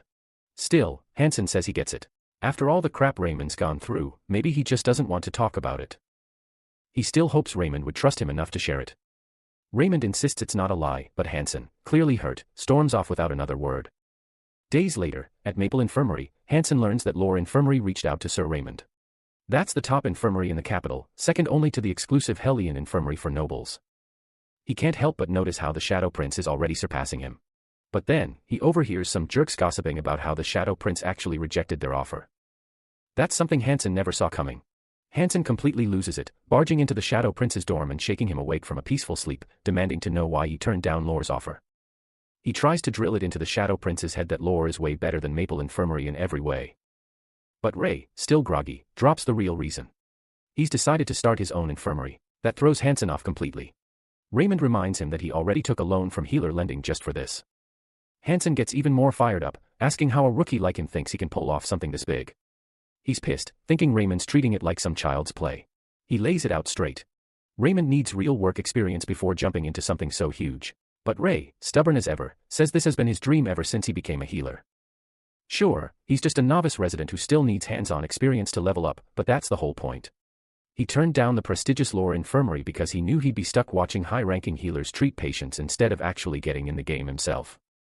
Especially because the Tower of Healing doesn't take his methods seriously, it only pushes Raymond harder to open his own place. He wants to prove that medical sciences can stand on their own. Hansen, still trying to talk some sense into him, brings up the fact that the whole region's already covered by the big infirmaries, leaving Raymond no place to set his business. Right then, Raymond straight up points at the map, showing a poor area that caught his eye. Hansen argues he won't earn a single dime there, no matter how hard he works, but that doesn't bother Raymond one bit. He's not chasing money. He just wants a steady stream of patients so he can keep learning and improving, aiming to become the top healer in the whole land. The news hits Hansen pretty hard, but he gets it. Meanwhile, the third prince, Rem Merton, hears about Raymond turning down Lore's offer and starting his own clinic. He had totally expected Raymond to take the offer, so hearing he said no caught him off guard. Turns out, Rem Merton was the one who arranged the offer in the first place, as a way to thank the Shadow Prince for saving Count August's heir. Rem Merton had even spoken with August and praised the Shadow Prince for protecting such valuable intel. His plan was to train Raymond under Lore and later bring him over to his own side. If only the guy hadn't been such a dummy and refused. When his lackey asks if he actually believes in medical sciences, Rem Merton says he doesn't really care. If it saves lives, that's all that matters. Now that Dr. Ray has thrown away the golden opportunity handed to him, Rem Merton figures they're clearly walking different paths. He still sees Ray as a fool. Then he hears that Dr. Ray plans to set up his infirmary in the V Quarter. Rem Merton can't believe it. That idiot actually picked a rundown, dirt-poor, lawless area way out in the northwest outskirts of the capital. It's a place no noble in their right mind would ever bother with. A century ago, the Houston Kingdom got beaten by the Draughton Kingdom and lost a big chunk of southern land.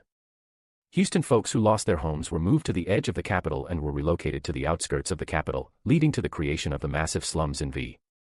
The entire kingdom had suffered heavily from the war, so they weren't able to provide much help to the people living in those slums. So 100 years later, the V Quarter has just become this massive problem that everyone in Houston pretends doesn't exist. Even so, King Houston once declared that anyone who could ease the unrest in V would be granted any reward they wished.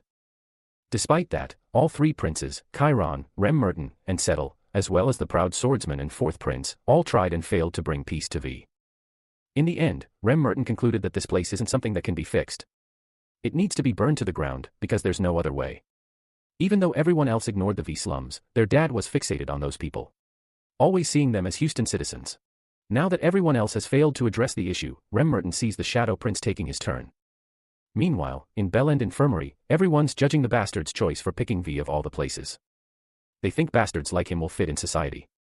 On the day of Ray's departure, his former patients tried to stop him from stepping into the dangerous territory, but this didn't shake Raymond's belief. He ensures to be successful enough so they can visit him one day. Right in the middle, Hansen informs Raymond of having a letter in his name, which weirds him out. Dr. Ray, after bidding farewell to everyone, asks Hansen to come along. Turns out, Princess Sophia wrote the letter, trying to convince Raymond to reconsider going to V, saying he'll regret it if he does. Without a shred of doubt, he crumbles the paper into a ball like it's trash, while Hansen tries talking some sense into him. He lets Ray know the risks and dangers of that area, which he isn't familiar with. Raymond bursts his bubble by revealing he lived there, so he knows it well. That knocks the wind out of Hansen, who suddenly remembers how the Shadow Prince once lived in that poor neighborhood. He tells Raymond how his own mother died there before he was moved to the palace, but Raymond simply says that people there live like anyone else, and honestly, he finds it way better than both the palace and Bellend Infirmary. That's when he finally shares with Hansen his childhood dream of opening an infirmary in that very place, so he assures Hansen that he'll be just fine. Without hesitation, Hansen insists on coming with him, which catches Raymond off guard. Especially since Hansen is supposed to be heading to Maple Infirmary. In a moment of frustration, Hansen spills the beans that Maple reeks of even greedier misers than the ones at Bellend. Dr. Ray, a bit embarrassed, admits that he does care about money too, but deep down, all he really wants is tons of experience. Hansen knows the truth. Raymond always puts his patients first, which is exactly why he wants to work with him. On the inside, Raymond thinks of himself as a money-hungry, experience-hungry little pug. Then out of nowhere, Hansen drops the real reason. He wants to observe medical sciences just to learn something from it. That makes Raymond super nervous because how can a novice resident like him teach anyone? Hansen starts thinking maybe Raymond doesn't want to teach him, but suddenly, a glowing window pops up showing Hansen's request to learn, triggering something called FOST status mode, and asks Raymond if he's willing or not. This foster student mode is completely new to the Shadow Prince, and he has no idea what it's all about at first. Turns out it's actually a gateway for him to earn skill points in a whole new way. The more medically skilled Hansen becomes, the more Raymond benefits. Whenever the student heals a patient, a portion of their experience points gets shared with Ray. That blows his mind, making him feel like he's just struck gold. He remembers how he needs 200 experience points just to level up after level 20, so this is a total game changer. Still, when it comes to teaching, there are some restrictions he has to deal with. Meanwhile, Hansen's heart is pounding like crazy, hoping the Shadow Prince says yes. Suddenly Raymond agrees to teach him, but only if he, himself, studies harder. Hansen quickly bows to his new master, grateful for being given the chance, while Raymond achieves the achievement of having his first ever student. That instantly earns him 5 skill points and a new skill called Slapdash Schooling, ranked level D, which matches a residence level. Raymond knows this might bring trouble, but he also knows no one becomes a master overnight. With Hansen gaining experience, Raymond believes he'll reach his own goals even faster. And just like that, the medical school that would one day become legendary welcomed its very first student. As they're about to head to the V quarter, Hansen shows up in what looks like full combat gear. Raymond jokes that it looks like he's off to war instead of opening a clinic, but Hansen shoots back, totally serious about how dangerous the place really is. He even glares at this soon-to-be great healer, accusing him of hiding chainmail under his clothes too. Raymond hesitates, then admits it, says he treats his body like a temple, and there's no harm in being prepared. Hansen asks if he's not even a little scared. Raymond definitely feels the fear now that they're actually going, but he keeps a straight face in front of Hansen. Then Hansen hands him a club, telling him to protect that temple body of his. As soon as Raymond grabs it, the self-defense skill learning phase kicks in, but his stats are too low to unlock any actual self-defense skills yet. Turns out, this system is designed for doctors working in dangerous zones. Raymond's mind is blown by his sudden good luck with magic and self-defense, and for a moment, he feels like he's turning into some kind of legendary mage warrior. Meanwhile, Hansen notices Raymond completely frozen in place and calls him back to reality. Snapped out of it, Raymond pulls himself together, fully pumped to head into the V quarter with his new confidence. Still, that nervous tension refuses to let go of either of them. As they finally step into the V quarter, both of them try to convince themselves that everything's going to be fine. Even though Raymond feels like he's about to pee his pants, he tries to keep cool. Then, he points out the shady folks glaring at them from the shadows, their eyes full of disgust. Raymond tries to lighten the mood by saying those are the same people he once struggled alongside. Their nasty glares make both of them even more anxious, sending chills down their spines. Raymond suggests they head straight to the infirmary and avoid wandering around this eerie place. When they finally arrive, they're stunned to find it completely empty, not a single soul in need of treatment. Raymond tries to brush it off, saying it's just the first day, so they can't expect much, but even hours later, no one shows up. The same thing happens the next day, and the day after that. It's starting to feel boring and kind of depressing for Raymond. Hansen tries to reassure him, saying it's probably because the people in V haven't heard about their clinic yet. Right then, Raymond shouts that it's impossible since he made sure to draw the symbol of medicine nicely and big on the door. And when it comes to news spreading in the slums, he knows word travels fast. Just as he's ranting, out of nowhere, someone throws a stone into their clinic, shattering the window. That catches them off guard. Hansen quickly darts outside and shouts for Raymond to come look. He points at the message scribbled on the infirmary wall, which says this isn't a play area for kids like them, and they'd better get lost or die. Later, Hansen urgently tells Raymond they need to leave immediately because it's not safe for them there. Raymond understands the severity of the situation, and agrees they'd be in serious trouble if they stayed. Even then, Raymond doesn't feel like giving up just yet, especially with the massive debt hanging over his head. While trying to keep his cool, he's fighting an intense war inside, knowing that quitting now would mean throwing everything away. More importantly, he's already spent all his money buying and renovating this place.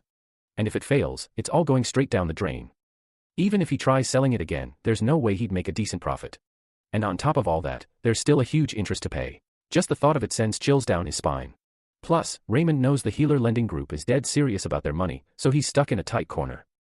He has to make this infirmary succeed and pay them back, or things are going to get really bad for him. Just then, a new quest pops up in front of him, to change the hearts of the slums and soften them, since the people of VE have long been on the receiving end of neglect and cruelty from the rest of the kingdom. The quest calls for a half-doctor, someone who not only heals but also connects, earns trust, and builds bonds with the people. If he pulls it off, the reward is massive, bonus level 30 skill points.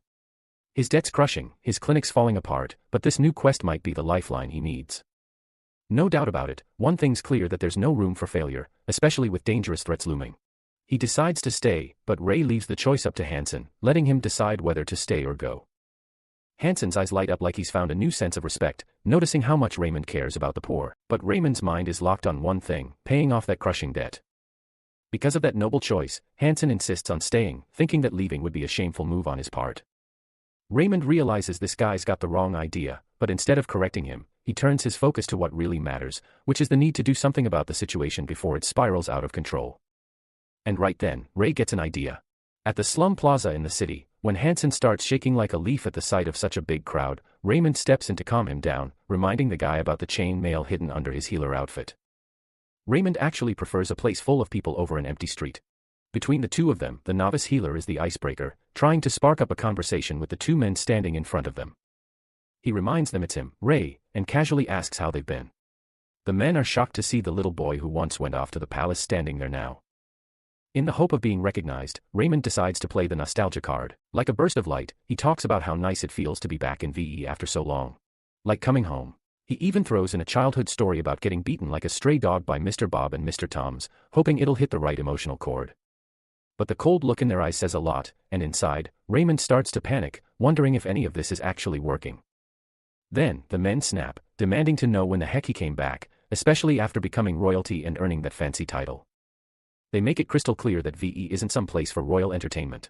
It stings, knowing these people don't even see him as one of their own anymore, like he's just another noble in their eyes. Well, he can't really blame them. It's been 15 years since he last stepped foot here. If nostalgia isn't doing the trick, then he has to face them head on. Right then, Heart of Steel activates, triggered by his genuine efforts for the people of the VE slums. He responds to the men directly, shutting down their assumptions and making it clear that's not how he sees this place. Without wasting time, he lays it all out, saying he's here to treat the sick. That's when the blue window activates the eloquent skill, and his strong will to help the sick comes through with powerful clarity. The eloquent skill and Heart of Steel work together perfectly. Raymond boldly states that even though he's the king's son with the freedom to go anywhere, he chose to come here. He notices the mood shifting as people start talking about why a healer would show up in a place like this. His plan is falling into place. He speaks honestly, saying the poor suffer from illness just like anyone else, but there's never anyone to heal them. Then he opens up about his past, revealing how his own mother died right here, untreated and forgotten. Hansen feels the weight of that story and it hits him hard. Soon, Raymond's voice echoes through all of VE as he shares his true reason for coming back is to treat their sickness. Being poor or not having a title should never be a reason to be denied care, which is he has stepped inside VE to run his infirmary. Though he understands why no one would believe him, Raymond still makes an offer to treat the sick in the deepest part of town, down on Crescent Street. Hansen starts freaking out while the crowd finds it seriously weird that this guy would choose a place even they avoid. Turns out, Crescent Street is the roughest area in all of VE, also known as the Entertainment District. It's where the cursed people live and work, and most folks want nothing to do with it. Raymond boldly announces that he's taking a vow to lift the curse of God from everyone affected. On their way there, Hansen nervously wonders what if the curse is actually some kind of infectious disease, then they're both doomed. He tries to reason with Ray, saying that the curse lives separately from everyone else for a reason, probably because of that. But Raymond checks it out himself, and calmly tells Hansen that he's free to wait outside if he's too worried. That only sends chills down Hansen's spine, and he quickly decides to stick with him. Hansen says he's interested in learning medical science, and wants to stay by Raymond's side to learn even more. Raymond isn't really into being called master or anything like that, but as soon as they rush inside, things take a turn.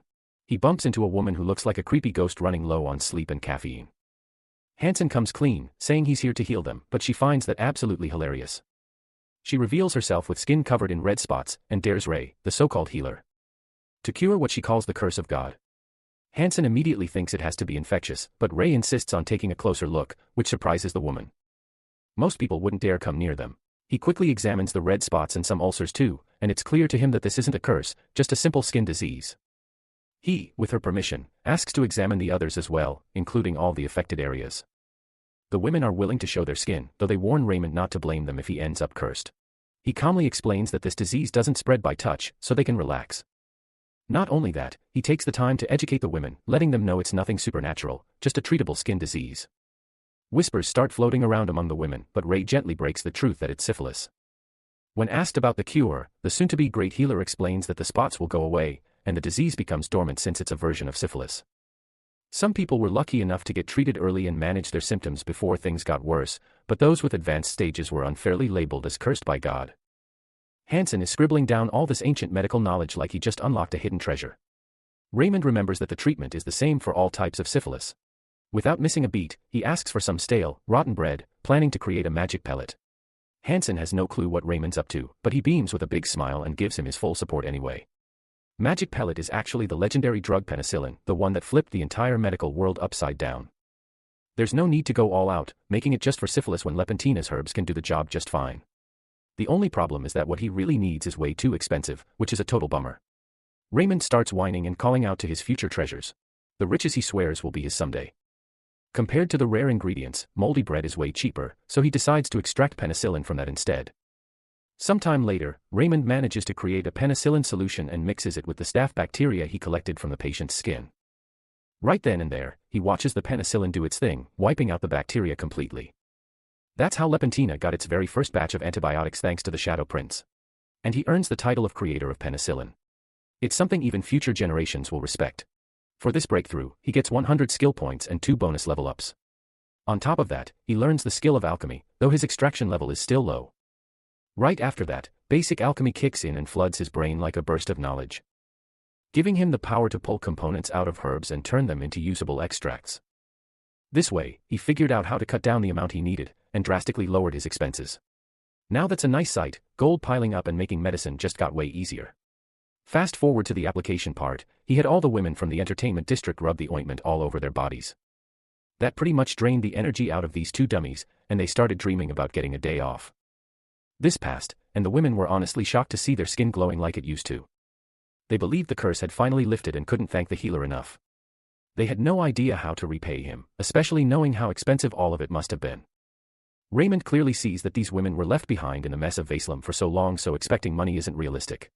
But he's not too worried about that, because this is how he plans to promote his infirmary.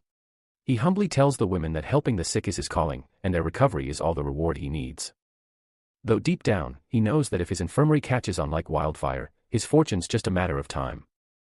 Before heading out, he invites anyone with similar symptoms to visit the infirmary for treatment, which lights up their day even more. Deep inside, he's gloating, secretly hoping these women will spread the word about his good deeds and help shape his future. Meanwhile, the other women can't believe someone like him exists, especially when the healers they've met before were nothing but crooks. Hansen, on the other hand, is ready to crash into bed. Sooner or later, the news of the women from Christian Street getting healed spreads like wildfire across Vaslem, all thanks to the Shadow Prince's free treatment. Word gets around that Prince Raymond opened up an infirmary, and now people are starting to see him differently, not as just another bratty prince. One person even mentions taking their mother to see him. Just like that, Raymond finally completes the quest called Convert the Hearts of the Slums and unlocks the achievement Helper of the Common Folk. He earns 30 skill points and gains a solid degree of favor from the people of Vaislam. Raymond can't help but tear up after reaching such a meaningful goal. The next day, a massive crowd shows up, all eager to get checked by him. The infirmary is packed with people and Dr. Ray is beyond thrilled, knowing his future fortune is just around the corner. Without a doubt, Healer Ray tells everyone to form a line and get their numbers, then start seeing patients one by one, treating them while racking up experience and skill points.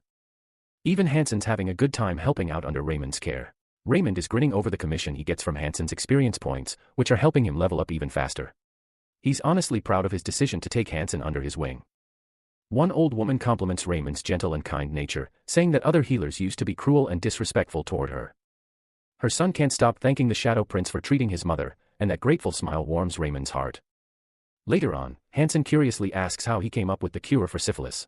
Raymond starts to say it's from an ancient relic, but then quickly tries to cover it up. Hansen doesn't buy it and calls him out, asking if the knowledge just magically dropped into his head. Raymond finally breaks and admits it with a loud yes, shouting that it's true and there's nothing he can do about it. Hansen just shrugs it off and accepts it. Suddenly, a woman comes running into the Shadow Prince's arms, crying and begging him to help her sick mother. Just as the woman explains her mother's stomach problems, Hansen quietly notes how deeply committed Raymond is to helping people, no matter what. He remembers how it's always been like that, even back when they were in Belland. With no access to medical science, Raymond would still put patients first. Hansen always saw him studying late into the night, doing whatever he could to improve. He starts to think maybe Raymond got this mysterious power because he's one of the few who genuinely care for others. Soon after, Raymond calls Hansen to prep for surgery, and time flies. By night, Raymond finally finishes up with the patients and calls it a day after all the chaos. That's when he grins and asks if Hansen's ready to go over the bookkeeping. But the moment Hansen checks the earnings, he's completely stunned. There's barely any money, and they actually lost more than they gained. Hansen reminds him that he didn't charge the poorest folks at all, calling it part of the infirmary's promotion. Still, this crybaby Hansen clearly didn't expect a loss like this. Even so, he knows Raymond would never turn anyone away just because they couldn't pay. They both decide to give the infirmary more time to shine, and Hansen agrees to work for free a little longer. They see it as an investment in building their reputation and skills, holding on to the hope that one day, even the rich will line up at their door. And with that, they promise to stay strong and wait for that day to come. Meanwhile, someone lurking in the shadows is cursing Raymond under their breath, clearly not happy about his growing influence. They've decided they won't let him or his little clinic stick around much longer. Turns out, the illegal healers in the area have been losing all their customers because of Ray's free treatments and genuine care. Their only way of surviving has been to bleed the peasants dry, both in money and health. So now they're thinking of teaming up and forcing Raymond to raise his prices. That way, they can go back to sucking profits out of the desperate and sick like before. While the great healer in Hansen's experience keeps leveling up, they both continue treating patients and remind them not to overwork and to take care of themselves. Just then, they hear footsteps approaching, and a group of people steps in asking if they're the new healers in town. Raymond steps forward confidently, calling himself part of the Healer Alliance in VE. The group starts complaining that Dr. Ray's work is disrupting the entire healing market. Claiming he's messing up their order, they demand that he raise his prices to 100 pina, or shut down and leave VE. Raymond immediately freaks out, realizing that's 10 times more than what they currently charge, which is just insane. Ray gets serious and tells them flat out that no one in VE can afford that much. But the group doesn't care at all, bragging that their healing power is like a gift from the heavens, and if people want divine-level treatment, they have to pay the divine price. As for the poor who can't afford it, they don't give a damn if they live or die. That heartless attitude really hits Raymond's nerves. Raymond quickly realizes that the reason VE is drowning in sickness is because of these outlandish scoundrels draining people dry with their ridiculous fees. Their so-called high prices have kept the poor from getting proper treatment, and that bitter truth hits him hard, reminding him of how his own mother died thanks to jerks like these. The memory fills his heart with pure disgust. He knows how illegal healers operate, lurking in the shadows after getting decertified. And there's no point trying to reason with people like them. All they understand is force. With a glare full of rage and disgust, Raymond stares them down, calling out how disgusting their attitude is, especially when speaking to a noble. A big vein throbs in his forehead as his fury builds, and he calls on Hansen to bear witness to how these fools just insulted a noble right to his face. On top of that, he throws in Count August's name, saying that the Count personally sponsors him, and there's no way he would be happy to hear that Dr. Ray was blackmailed into raising his prices. Hansen's anger shoots off the charts, and he's ready to report the incident to the guards. But those scumbags laugh it off, claiming there are far scarier forces here than the throne. They're probably right. The city guards wouldn't bother coming to this area, no matter how much gold was waved in their faces. Still, he threatens them, saying Count August's personal guards aren't the kind to sit idle if anyone tries to hurt him or Hansen. That shuts the scumbags up real quick, their smug faces twisting into worry as they realize August is backing Raymond. Raymond can't help but gloat a little, pleased that his words are landing just right. He reassures Hansen that these lowlifes only respond to power, and they'd never dare lay a finger on someone with a man like August behind them. While the great healer and Hansen go back to treating their patients, the illegal healers gather for an emergency meeting, all rattled after hearing that Count August is sponsoring the very men who's ruining their shady business. On top of that, the novice healer is technically a noble by name, and if they mess with him any further, they risk catching real charges. That's when they turn to Lance, a former healer who once lost everything at Bell End Infirmary because of Ray's interference. Lance still doesn't understand why Raymond showed up in this dump of a town, of all places. After being charged with contempt and fraud, his license got revoked, forcing him to scurry into Vey and live like a beggar, healing people illegally. The idea of Ray thriving here burns him up inside. So, he suggests a plan, spreading rumors that Dr. Ray's healing techniques are nothing but trickery and lies. He casually tells the others that even a 10 pana bribe can sway those poor vagrants to believe anything. Once the gossip spreads, it'll be the people themselves who kick Raymond out. The others love the idea, and they put the plan into motion, ready to watch Lance take his sweet revenge. All of a sudden, a guy stumbles in, all bruised and beaten, complaining about how the person he tried bribing to spread rumors about Raymond ended up getting smacked instead, just for suggesting it. Apparently the people have finally caught on to how the illegal healers have been draining them dry. They used to have no choice but to go to them, no matter how awful they were, but that's not the case anymore. Now the people are ready to punish the illegal healers. At this point, Lance decides it's time to bring in the Blue Moon Guild, which takes everyone by surprise. Unlike the other blood-sucking guilds, the Blue Moon Guild is more of a civil militia that protects the folks of VE from anyone looking to exploit them, even though they're not exactly fans of the illegal healers. The lackeys share how the guild seems to feel just like the people do now, furious and ready to act. Lance struts in like some twisted hero among scumbags, claiming he's got a plan. He explains that the Blue Moon Guild was originally formed to fight off the Dark Blade, a gang that used to terrorize and rob the people of VE. These days, merchants pay the guild to keep them safe, so the guild has grown in influence. The guild master, Cancer, is a strong and righteous man, but he's got one major flaw. He's gullible. Lance visits Cancer, filling his ears with lies, claiming that Dr. Ray is cooking up a big plan to mess with the people. He even tells Cancer that he was once Raymond's teacher back at the Bell End Infirmary, and the biggest lie is that Lance says Raymond's treating the people of VE like test subjects. For a second, Cancer looks furious, but then he hesitates, remembering all the rumors floating around that Dr. Ray's been treating people for free. Lance assures Cancer that Dr. Ray's just taking advantage of the people to test out some new healing techniques, and if anything goes wrong, no one would ever find out. He talks about the possible side effects if this continues, and insists Cancer is the only one VE can count on. After a lot of thinking, Cancer finally decides to kick Raymond out, and Lance is already overjoyed just imagining Ray getting beaten to a pulp. The next day, Cancer shows up, and Blue Window picks up on a rude customer entering the infirmary, scaring the crap out of Hansen. Raymond's totally confused, wondering why this giant, grumpy bear of a man is suddenly in their place. In a flash, Cancer threatens the new healers, demanding they pack up and leave or face his wrath. All Raymond can think about is how his dream of building a fortune from this place is crumbling to dust. Just then, a patient shows up, demanding to know why Cancer's so mad. Without missing a beat, Cancer accuses Raymond of using the people of VE as guinea pigs and running human experiments. Raymond is left speechless while the patients stare in wide-eyed shock. Cancer shouts that Dr. Ray's healing methods are nothing but trickery, and that the no-fee treatment is just bait to fool them all. He tells everyone to leave the infirmary immediately, but Raymond steps in, yelling that it's all lies. Suddenly, a blue window pops up, signaling the activation of the skill dealing with Crazies paired with Heart of Steel. It's a bonus quest that hits him out of nowhere, tasking him with treating a rude patient. Apparently, if Raymond reaches out with real sincerity, he can win any patient over to his side. The rewards look sweet: 10 skill points, a bonus level up, and the rude patient's full-on favor. Just like that, Raymond's fear melts away as he hits a state of real calm. The word rude means the patient must be dealing with something painful, after all. Without wasting time, Raymond suits up and flips on the charm, explaining that his healing technique is actually recognized by the king himself and certified by the Tower of Healing.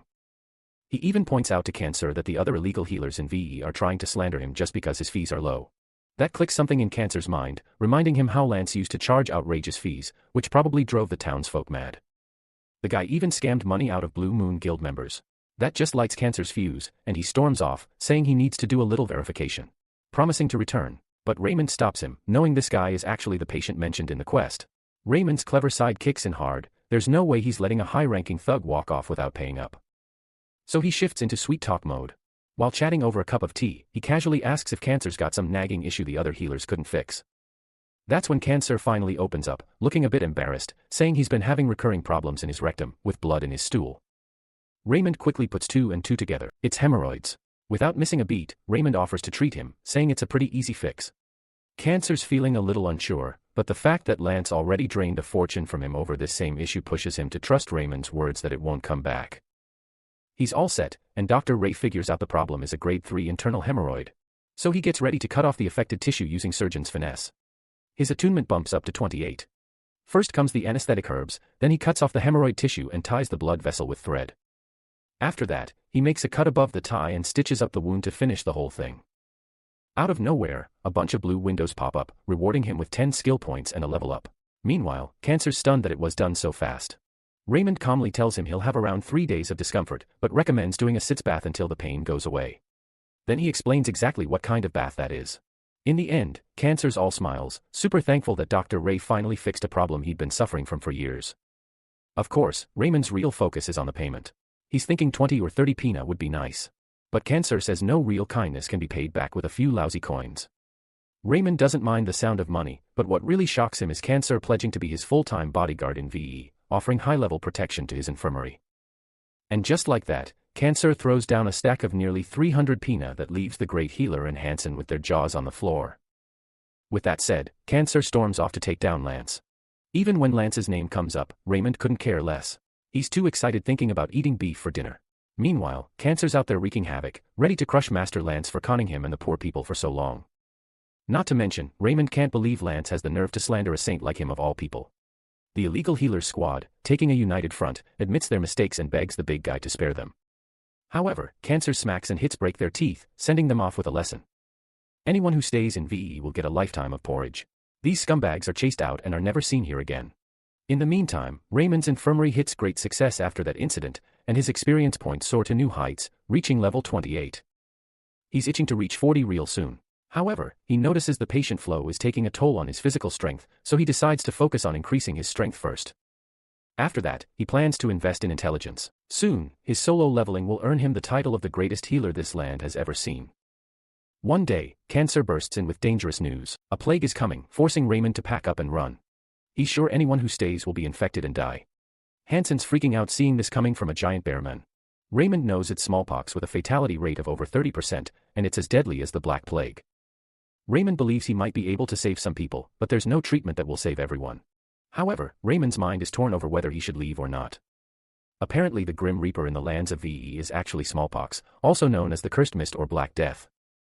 This requires everyone to flee the designated area, as per the Tower of Healing's emergency regulations. Raymond knows that smallpox has long been marked as the mass victim maker in general medicine. He doesn't want to become just another number in history, and it's clear that the infected must be burned to a crisp. However, the former victim of the curse of God asks if this is truly the Grim Reaper. Or just another disease causing havoc, something Raymond can prove with his knowledge. It's also been a long time since smallpox attacked this area of Houston, which makes it strange that it's appearing now. Raymond starts thinking, and he asks about the ongoing symptoms. That's when he learns about high fever, horrible blisters all over, and how the former infected people who had the same illness believe it's come back with the same indicators. Raymond feels a thrill, as these symptoms could mean a lot of things, so maybe it's treatable. He plans to take a closer look to confirm whether it's actually smallpox or not. Hansen's ready to hear Raymond's thoughts so they can pack up and run. Raymond is clear about the infected being burned alive, even if it's not smallpox. But Hansen's pulling a crybaby move, saying they'll surely die along with the infected if that's the case. Raymond needs someone with more expertise to figure this out. Just then, the blue window assigns him a quest to save patients from wrongful death, with a medium difficulty. He has to use his knowledge to save people from unjust death, promising rewards of 20 skill points and a bonus level up. Just like that, Raymond decides not to leave Vey hanging, knowing he might be able to do something if it's not smallpox. Many diseases, like smallpox, spread through droplets. An infected person's saliva or mucus can spread the disease simply by coughing. In these circumstances, Raymond needs a physical way to stop the droplets from entering their airways. He asks Hansen to bring thick cloth to make a mask, gloves, and robes to cover the body. Because Raymond plans on seeing the sick himself. Afterward, there's a big commotion with people screaming in pain, while a couple begs to leave their children out of it. However, the townsfolk are prepared with flames to burn them alive anyway. Out of nowhere, Ray, all mummified in a cloak, walks in, freaking out the others. Raymond introduces himself to calm them down, explaining that apparently the house members have been infected by the Grim Reaper, and the townsfolk are on duty to cleanse it with fire. Raymond questions them on how they diagnosed this professionally. For a moment, they hesitate but mention the high fever and terrible blisters as signs of the Grim Reaper's presence. Raymond points out that measles and shingles also have those symptoms, but this sickness hasn't been properly identified yet. He bravely takes it upon himself to figure it out. The crowd is horrified, but he goes ahead and opens the marker to gain extra defense just in case. Without a shadow of a doubt, he spends 100 skill points to buy Shield, an auxiliary magic skill that helps defend against physical damage. His mana is low, so it only lasts a short while. After activating it, he walks in with no fear of droplets, at least for now. Hansen's jaw hits the floor when he sees Ray with shield magic on. Inside the house, there's a mother with 3 children, all begging to live.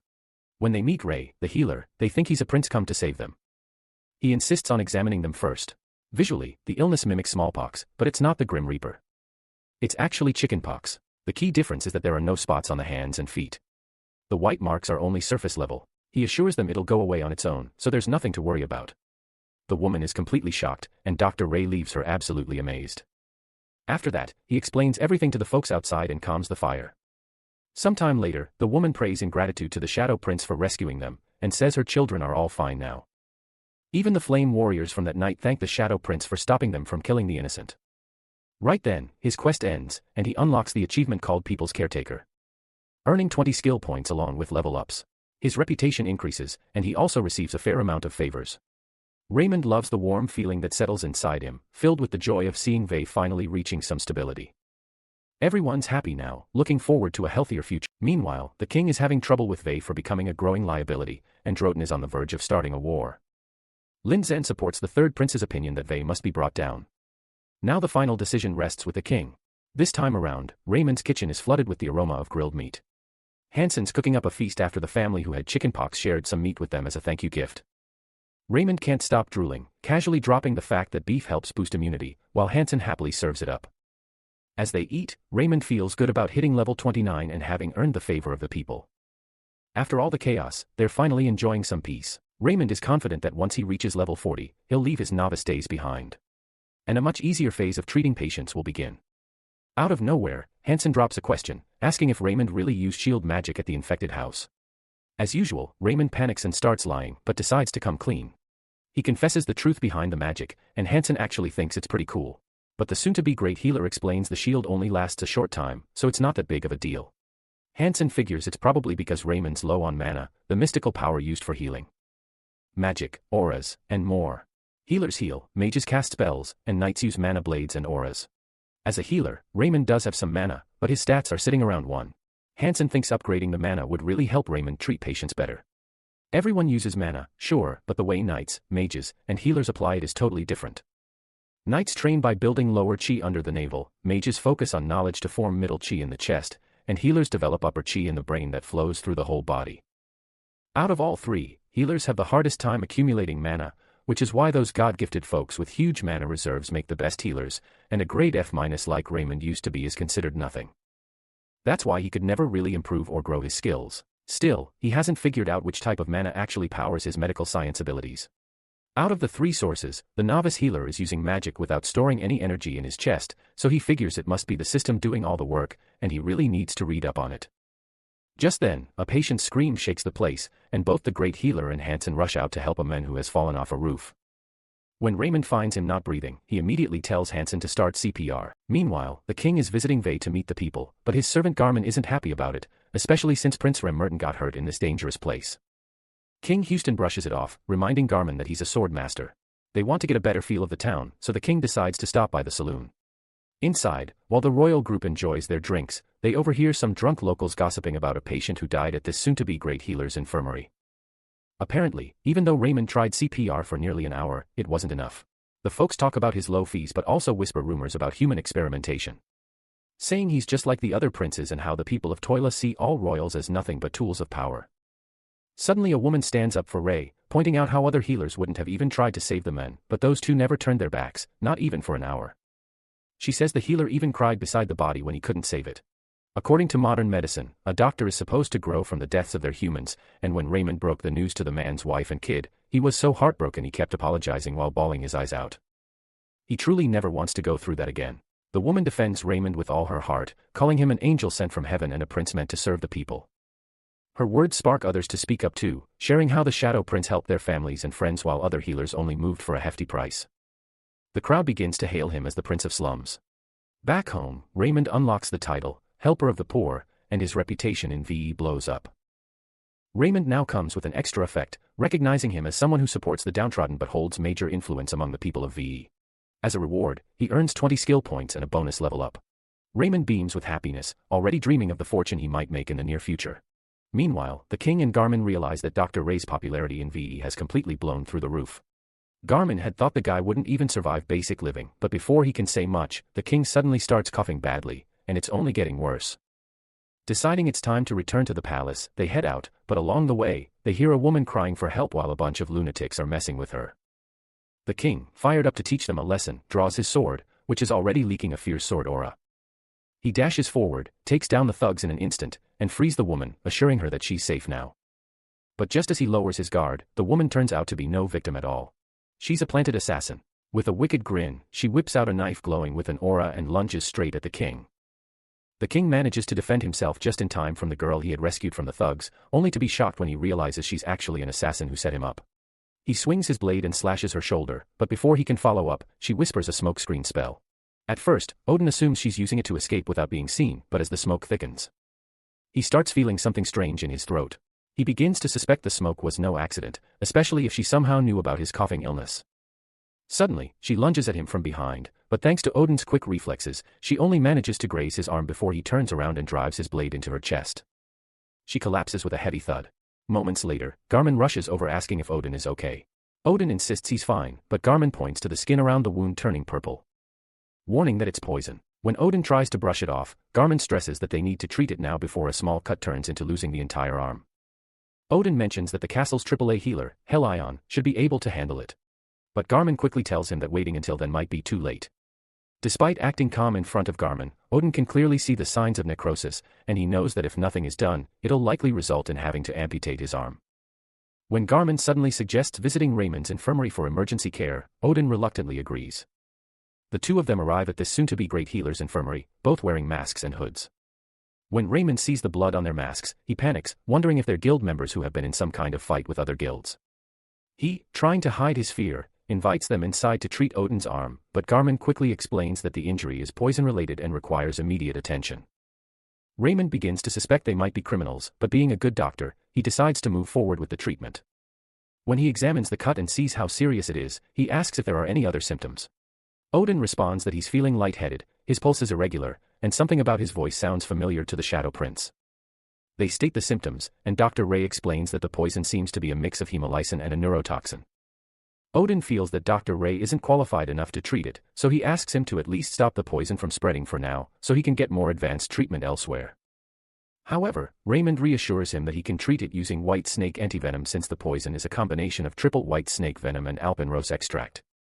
Garmin, impressed, questions Raymond's knowledge of the poison, noting that identifying such a mix usually takes longer. Raymond responds that he learned about this weapon during his apprenticeship and was a grade S in herbology. After thinking it through, Raymond mentions that just administering the antivenom won't be enough because the toxin has been enhanced with white snake venom, so he decides to maximize the effects, even though he knows it might be difficult for them to accept.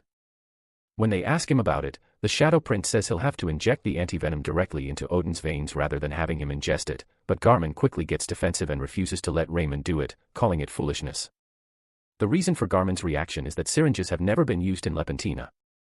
When he tries to intimidate Raymond by emphasizing how important Odin is, Odin interrupts and asks Raymond about the rumors surrounding his infirmary, claiming that he uses patients as experiments. Odin steps closer to the Shadow Prince, threatening not to show him mercy if the rumors are true. Raymond feels the strong aura of Odin and stumbles back in fear, wondering if Odin is a swordmaster. His Heart of Steel skill activates, and once he's no longer terrified of Odin, Garmin is confused by how Odin's aura seems to have no effect on Raymond. Meanwhile, Raymond smirks, thinking of them as crazy.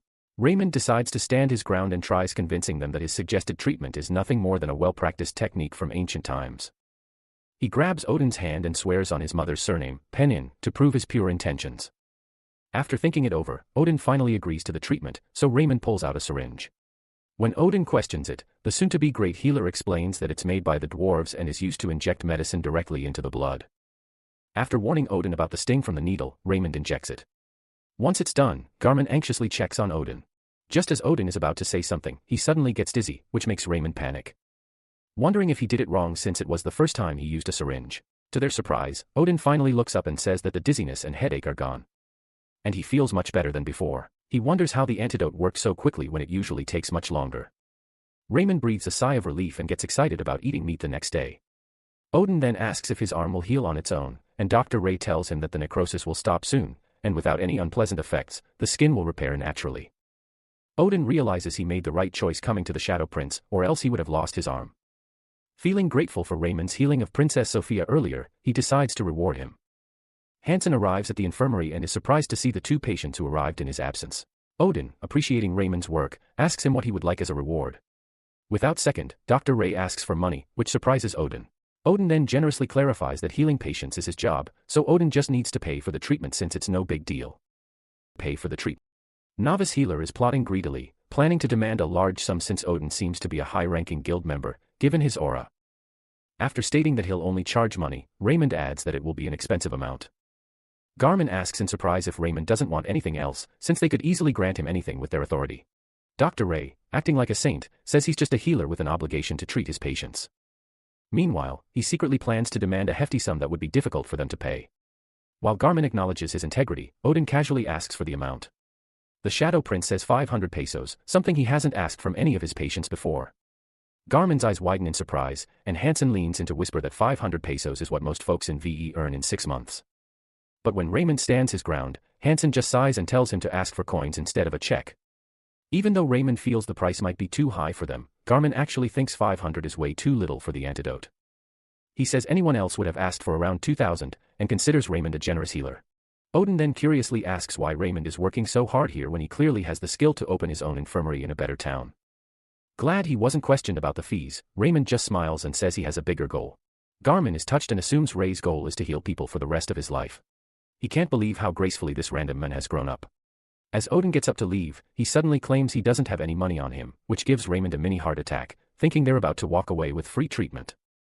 But instead, Odin hands him a ring. Odin's eyes light up at the sight of the fancy piece, and when Hansen takes a closer look, he recognizes it holds a mermaid's tear pearl, something worth 10,000 pina. Before leaving, Odin tells them the ring is just a deposit, and hints that their little infirmary will be booming by the time he visits again. Once Garmin and Odin are gone, the great healer and Hansen just stare at the ring, barely able to process it, before bursting with excitement about finally getting to eat beef for dinner. Garmin thinks about how Odin's illegitimate son is able to do what the princes couldn't. Odin orders him to investigate the person behind the assassination attempt, suspecting there's a spy in the castle. The person responsible for the assassination attempt learns that Odin is completely fine and can't believe it, considering how strong the poison was. He decides to take a different approach in the future, but wonders who that skillful healer was who saved Odin. The glowing globe, which the man is speaking to, suggests getting rid of the healer, but the man refuses, saying no one can stop their next plan from succeeding. With another month to prepare, the man decides to destroy the kingdom of Houston. Meanwhile, Hansen and Dr. Ray enjoy their beef dinner, feeling their immune systems strengthen with each bite. Suddenly, there's loud knocking on their door. When Raymond opens it, he finds big, muscular guards confirming his identity. Raymond wonders why an underworld guild would show up at their place and asks what brings them here. From behind the guards, Toms, a business owner from Langtrom, steps forward and introduces himself. Raymond quickly recognizes him as an autocrat from the entertainment district and the head of the Darkblade Guild. Toms claims he's come to deliver a message and asked for permission to come inside.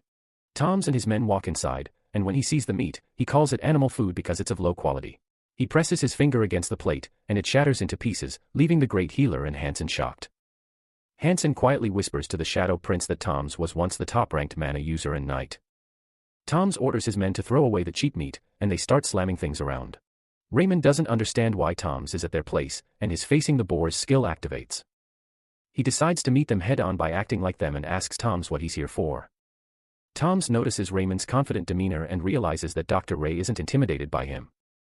Toms replies that he's just here to greet the diligent healer in VE, and that he brought something for him. One of Tom's men steps forward and hands Raymond a small bag of gold. Hansen estimates it to be around 1,000, and Dr. Ray, equally shocked, asks Toms why he's receiving the bag. Tom smirks and calls it a reward for Raymond's hard work, then adds that he has a small request as well. Raymond quickly realizes that the request is the real reason for Tom's visit and asks about it. Toms tells him in an authoritative voice not to heal any enemy of the Darkblade Guild. Raymond can't believe Toms is telling him not to treat people, but Toms explains the damage Raymond has done to their guild indirectly and expresses his dislike for seeing his enemies treated while his guild suffers. When Raymond tries to negotiate, Toms pulls out a dagger and throws it toward Ray, the blade striking the wall just a few inches from his neck. Toms coldly states that in the VE Quarter, even the king's men can't have protection. And he corners Raymond against the wall while unsheathing his sword. With a threatening tone, Toms warns Raymond that the only way to have a bright future is to obey him.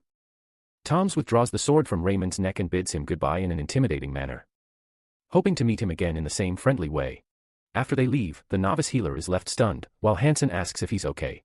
As Raymond cleans up the mess, Hansen worries about how they can stand up to such a dangerous guildmaster, knowing they could die if they disobey Toms. Raymond thinks about learning a self-defense skill and opens his screen, but realizes he needs 15 strength stats to learn the skill and is 2 ranks short. Raymond doesn't understand how he'll be able to face Toms, who is likely already skilled in swordsmanship and mana, so even if he somehow learns the self-defense skills, he still won't be able to protect himself. While worrying about how to stay fair to his patients, the Shadow Prince suddenly receives a quest to not give in to the pressure he's feeling and to treat his patients fairly. As they both stress over what to do, someone starts banging on their door. They quickly rush to open it and find 2 men carrying a third, who seems to be the patient. Raymond asks what happened, and one of the men explains that Toms, the Darkblade Guildmaster, did this to their companion when they failed to pay the protection money on time, as Toms had demanded. The Great Healer and Hansen are shocked to learn that the Darkblade Guildmaster is responsible for the man's injuries, meaning they are now enemies of Toms and should avoid treating the patient if they want to stay safe from his wrath. The men laid the patient down and urgently asked Raymond to treat him. Healer Ray examines the man and finds a broken rib and punctured lungs. As he's about to start treatment, Hansen nervously reminds him of Tom's warning. However, the patient starts coughing up blood, so Raymond decides to disregard Tom's threat and proceed with the treatment. Raymond further examines the patient and finds out that the patient has a faint heartbeat along with extreme internal injury, so he decides to first remove the internal blood. He calls out Hansen to get the surgical instruments, but Hansen tries to remind him of the possible danger from Toms. Raymond shouts at him to remind him how severe the patient's condition is and tells him to quickly grab the instruments. After a while, Raymond walks out and informs the men that the patient is going to be fine soon. The men cry in thankfulness when Hansen calls Raymond to talk. He asks Raymond about the consequences of disobeying Tom's orders and asks if they should seek Cancer and the Blue Moon Guild's help. Healer Ray tells that the Blue Moon Guild can't stand against Tom's and wonders if they should flee, but gets reminded of all the debt he owes.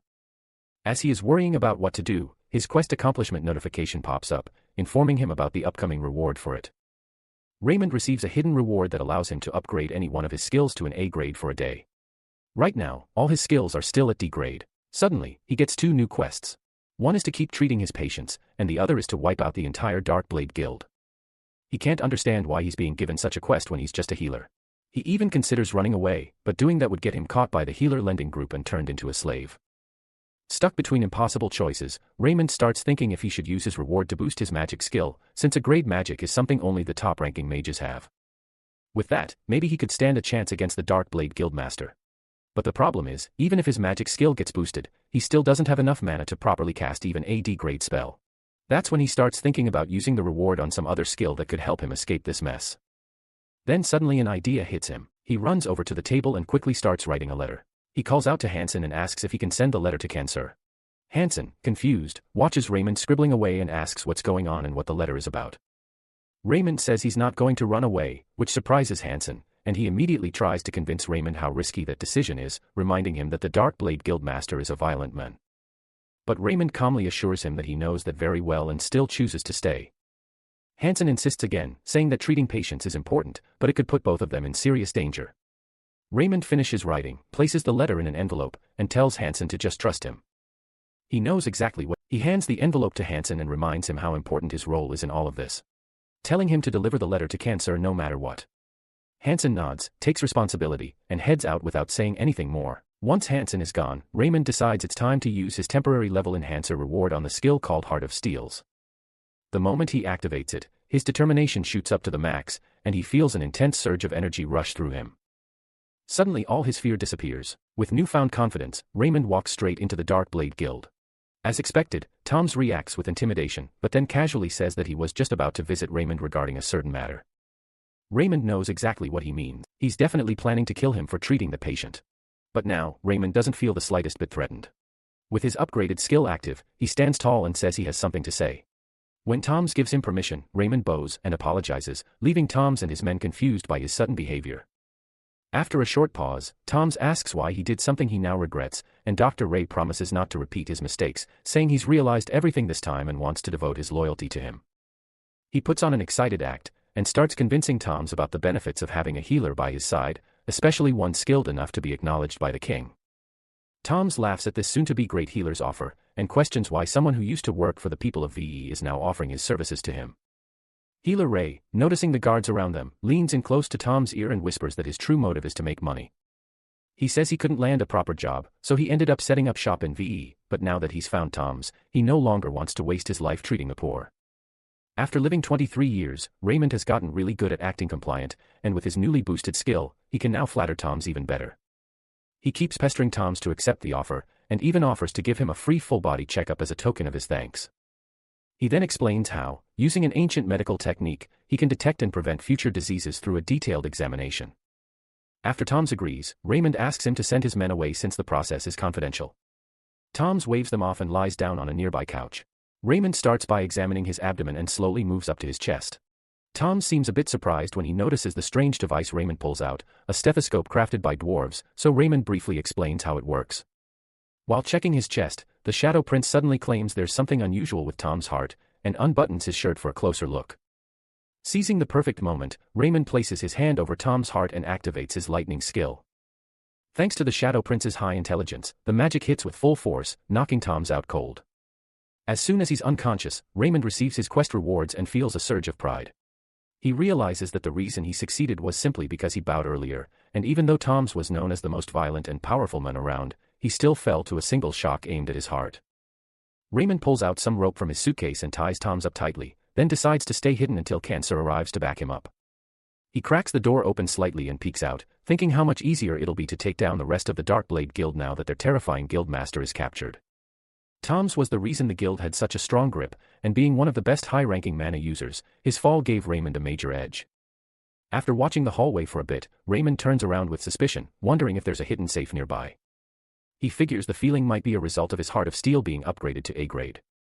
Digging through Tom's coat, he finds a ring of keys and begins searching the room for a vault or hidden stash. After a bit of rummaging, he finally discovers a small chest tucked away, and a wide smile spreads across his face as excitement fills him. He feels relieved knowing he no longer has to fear the demon healer lenders, but when he opens the chest, he's completely thrown off by the sight of papers instead of money. Confused, he starts reading through them and slowly realizes they're secret records of every crime Toms has committed and every bribe he has taken from the nobles.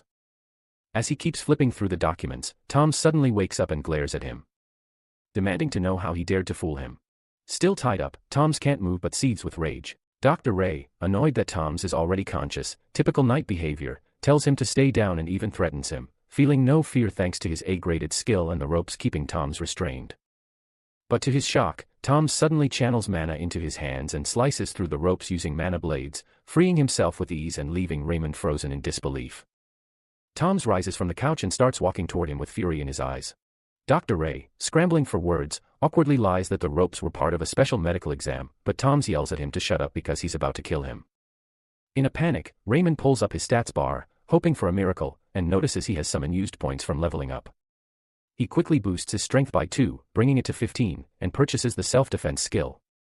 With the added skill, his strength temporarily jumps to 25, and although he feels stronger than ever, it still isn't enough.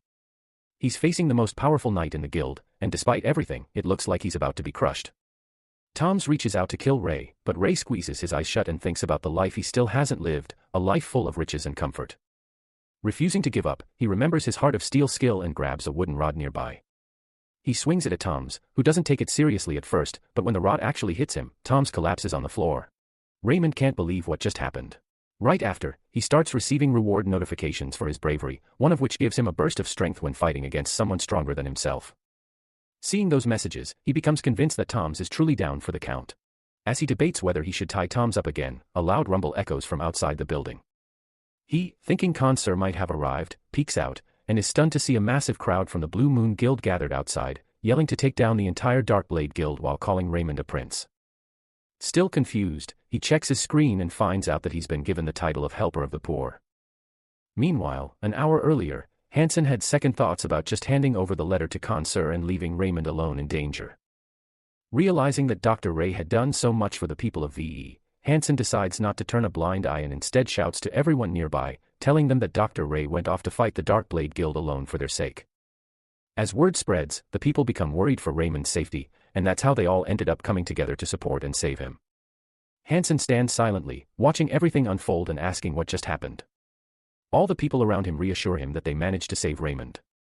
Inside the vault, Ray gets a little too curious and ends up injuring himself by accident. Despite the pain, he hears the worried voices of the crowd outside and quickly calls out to reassure them, letting everyone know that Tom's is now under his control. This news stuns everyone, including Hansen, who can't believe Raymond has already completed such a tough mission. Raymond notices how calm and relieved everyone has become, and as he holds the unconscious Tom's in his arms, he hears someone outside the window yelling his name in praise. The voice commends his bravery, and soon more people join in, cheering loudly and celebrating his strength and courage. Raymond looks out the window, trying to say something, but the crowd thinks he is waving and bursts into even louder cheers, shouting for their savior, Prince Raymond. In the middle of all the excitement, a few people quietly wonder if it's even okay to call him prince because of where he comes from, but the majority ignore that and continue praising him as a real hero. As the crowd celebrates, a bunch of system prompts appear in front of Ray, telling him that he has completed the quest, finished the mission, increased his reputation, and gained 50 experience points, which is just enough for him to level up. Inside the palace, a noble questions how a healer like Raymond could possibly take down the highest-ranking noble in the Bay region and end up being praised by so many people. He asks how something like this could even happen. The woman speaking to him explains that Dr. Ray came up with a plan, saved the people from the rogue leader Tom's, and ended up becoming a symbol of hope. She tells him that Tom's had the most mana in the entire region and was seen as incredibly powerful, yet Raymond still managed to defeat him. The noble is visibly impressed. She continues, saying that despite being exhausted and treated poorly, Raymond still risked his life to help others. The noble realizes he completely misjudged the great healer and declares that someone like him definitely deserves a reward.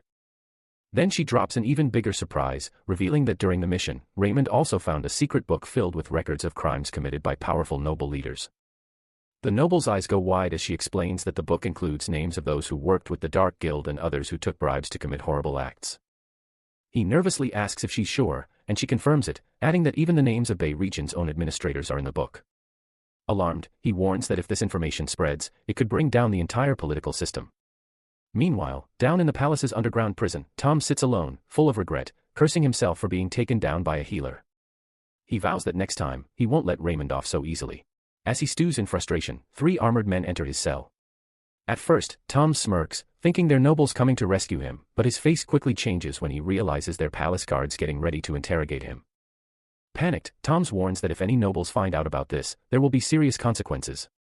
But one of the guards calmly tells him that all the nobles have already been arrested and are currently being interrogated.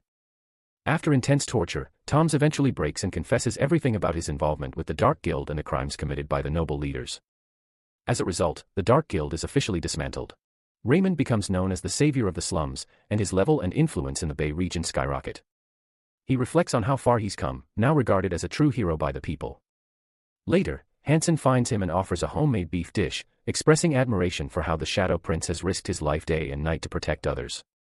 Raymond jokes, asking him to just cook the meat properly, but Hansen insists it's the least he can do for a hero like him. Healer Ray quietly notices how Hansen seems to be slowly distancing himself, maybe out of awe or uncertainty. When Hansen asks how the meat tastes, Healer Ray tells him it's delicious, eating with genuine delight. He thinks about how even people from distant regions now recognize him and want to meet him.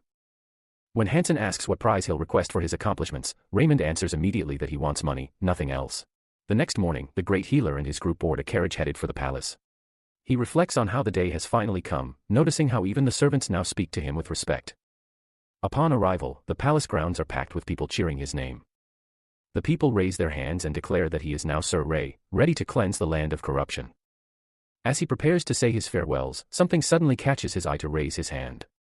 Raymond's attention is caught by a woman in torn clothes, sitting on the ground with a dying baby in her lap. The child is clearly suffering from malnutrition, and Dr. Ray's heart sinks as he looks at them.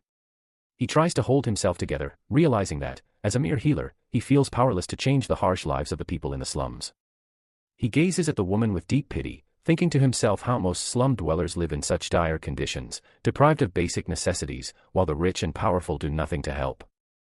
He, sitting quietly, clenches his fists tightly, feeling frustration and helplessness wash over him. Until then, a prompt appears before him, a bonus quest notification, stating that he must complete a task with a difficulty level of 0. As Raymond reaches the palace, he overhears people whispering behind his back. They speak cruelly, calling him trash and ill-minded, mocking the idea that someone like him, an illegitimate child, could ever amount to anything. Their harsh words suggest that he belongs in the slums, not among the nobility of the palace.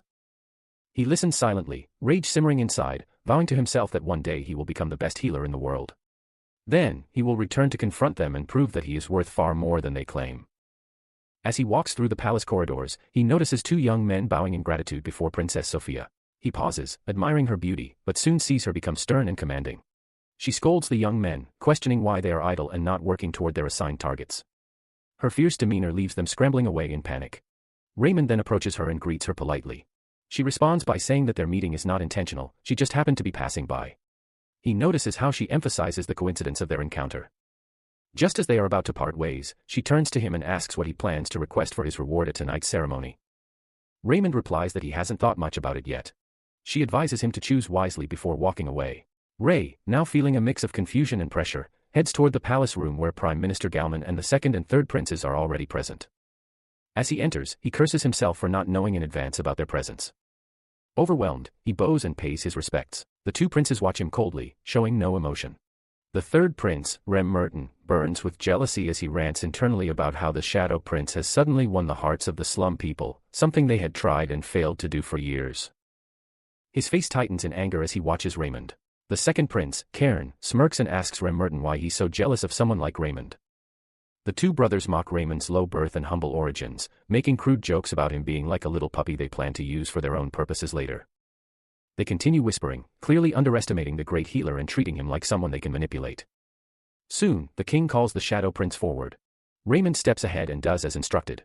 He is then asked the important question of what he wants as his reward for facing such danger and emerging victorious. For a moment his mind races. He knows the answer has always been money. That was his dream, his way to gain control and power in a world that constantly looked down on him. But then something shifts. He recalls Sophia's words, urging him to choose wisely. That single conversation replays in his mind, and his thoughts drift to the starving woman and her dying child, the face of the people he wants to protect. A realization dawns upon him.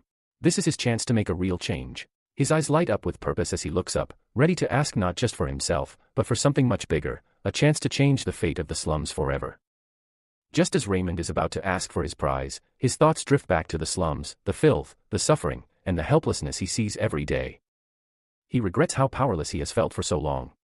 Looking at the king, he steels himself and says what he desires. At that moment, a prompt appears in front of him, stating he have gained the achievement of a good doctor. Doctors treat patients, but good doctors change the world for their patients. He reflects on how someone like him could ever be considered a great doctor. He hesitates but finally requests funds, not for himself, but from the Dark Guild's confiscated treasury to be used for the betterment of the Bay region, solely for the people. The king looks at him with a puzzled expression, letting out a slight sigh. The 2 princes smirk, whispering among themselves that they had expected nothing better from someone of such low birth. Of course, he would ask for money. Raymond looks at his hands, clenches them, and thinks again. He then clarifies that he does not seek the money for himself, but for the people of the Bay. He has it all planned. He intends to change the fate of the people and rebuild his own life in the process. He knows those outside the slums will never understand, but those within will. Finding a reputation is the best way to market anyone, and reputation in the slums matters most. A new prompt appears, recognizing his intention. He smiles to himself, confident that he's made the right choice. When he finishes speaking, the king asks him a question. Raymond feels nervous but answers. The king inquires how he intends to use the money for the Bay region. Raymond wonders why the king even asks, as if he doesn't already know the answer. But he gathers his thoughts and explains. He tells them that he wants to work for society to clean the slums' filthy streets, purify the polluted water, and create conditions that prevent disease and infections from spreading. He believes this will make the slums a better, healthier place. The Prime Minister quietly observes, thinking about how the king has long ignored the slums' condition. None of the princes had ever managed to make any progress in their development, yet now the king is asking Raymond how to spend this money. The room falls silent as the weight of this moment sinks in. The Prime Minister wonders if this is the king's way of testing whether Raymond has the qualities of a future leader. Before Raymond can say more, the third prince abruptly speaks up, requesting permission to take charge of the slum's development. He reminds the court that he once tried to advocate for the slum, only to be rejected by the king and lose favor. He shares his ideas for improvement, hoping that this time, the people might see the royal family in a better light and feel more loyal toward them. The two elder princes whisper to each other, clearly displeased. Just then, the king turns back to the Shadow Prince and asks him for more ideas. The palace audience murmurs, questioning how a mere commoner could help the Bay region when even noble geniuses have failed. Raymond steps forward and talks about environmental improvements. The king looks disappointed, which makes Raymond second-guess himself. He wonders if the king expects something different. Holding his ground, he elaborates that true improvement isn't just about cleaning filth. They need cleaner roads that attract traders and boost business. The slums can become a functional, developed area like any other city. The Prime Minister challenges him, asking how the Shadow Prince can be so certain that business will grow. Raymond responds that while the current conditions aren't ideal, the solution lies in building a shortcut that connects the slums to other major trade routes. If they secure it properly, merchants will use the shortcut, increasing traffic and trade. He explains that the Langtram, which is currently a hub for illegal activity, could be transformed. With help from the crown, it could be cleaned up and rebranded. Nobles seek entertainment, and with proper reforms, the slum could become a social and commercial hotspot. Not only would it host visitors at night, but it could also become a space for families and traders alike. As Raymond finishes, the Prime Minister reflects on how this would improve commerce and create a powerful trademark for the region's economy. He believes the king will appreciate such a forward-thinking response. The king nods and asks Raymond to discuss these suggestions with the other administrators. Raymond was taken aback by the king's immediate action on his suggestion. It felt so out of the ordinary. He looked at the king, and a strange feeling welled up inside him. He almost blurted out the word, "Father," surprised by the unfamiliar warmth of being recognized. Finally, the king says that Dr. Ray never asked for anything for himself, and for that, he will receive a reward. Raymond stands speechless, shocked. The king steps closer to the Shadow Prince, raising his sword in the air before gently placing it on Raymond's shoulder, granting him the title of baronet. Though baronet is the lowest of noble titles, it still places him among the nobles. He feels honored and thanks the king.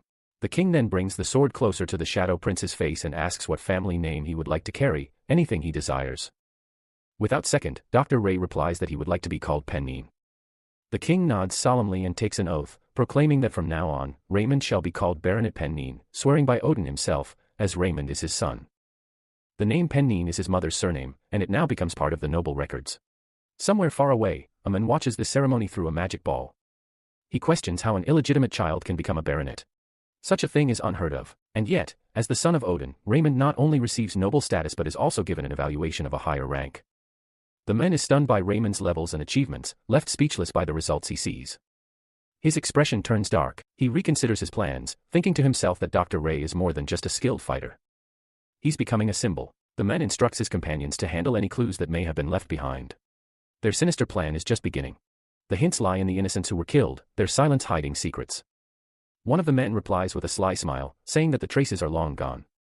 He lifts a wine glass and, with hatred dripping from every word, complains about how irritating Raymond's eye color is. Emerald green, the symbol of the royal family. That color haunts him. Meanwhile, in the slums, people cheer and praise Raymond. They say that not even the heavens could have produced a man like him.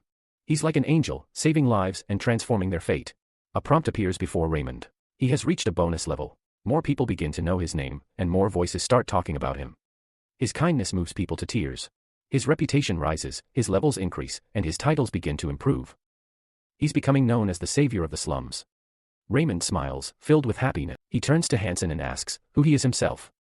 Hansen smiles back and replies that he is a baronet pennant. Raymond asks him again, savoring the sound of it. Hansen repeats with pride, Baronet Pennin. Raymond can't stop smiling. He reminds himself that he's a noble now, a baronet. He's no longer just a slum-born child. Looking at his current level, Raymond speaks to Hansen about how close he is to another upgrade. With just a little more effort, he knows he'll be promoted again. The two walk away, with Hansen cheering for Baronet Pennant and Dr. Ray filled with motivation. Elsewhere at the Prime Minister's office, Rao Kaplan arrives. He's the youngest top scorer from the Martial Arts Academy, a noble by birth, and a member of a first-class family known for their wealth and influence. He can afford anything he desires.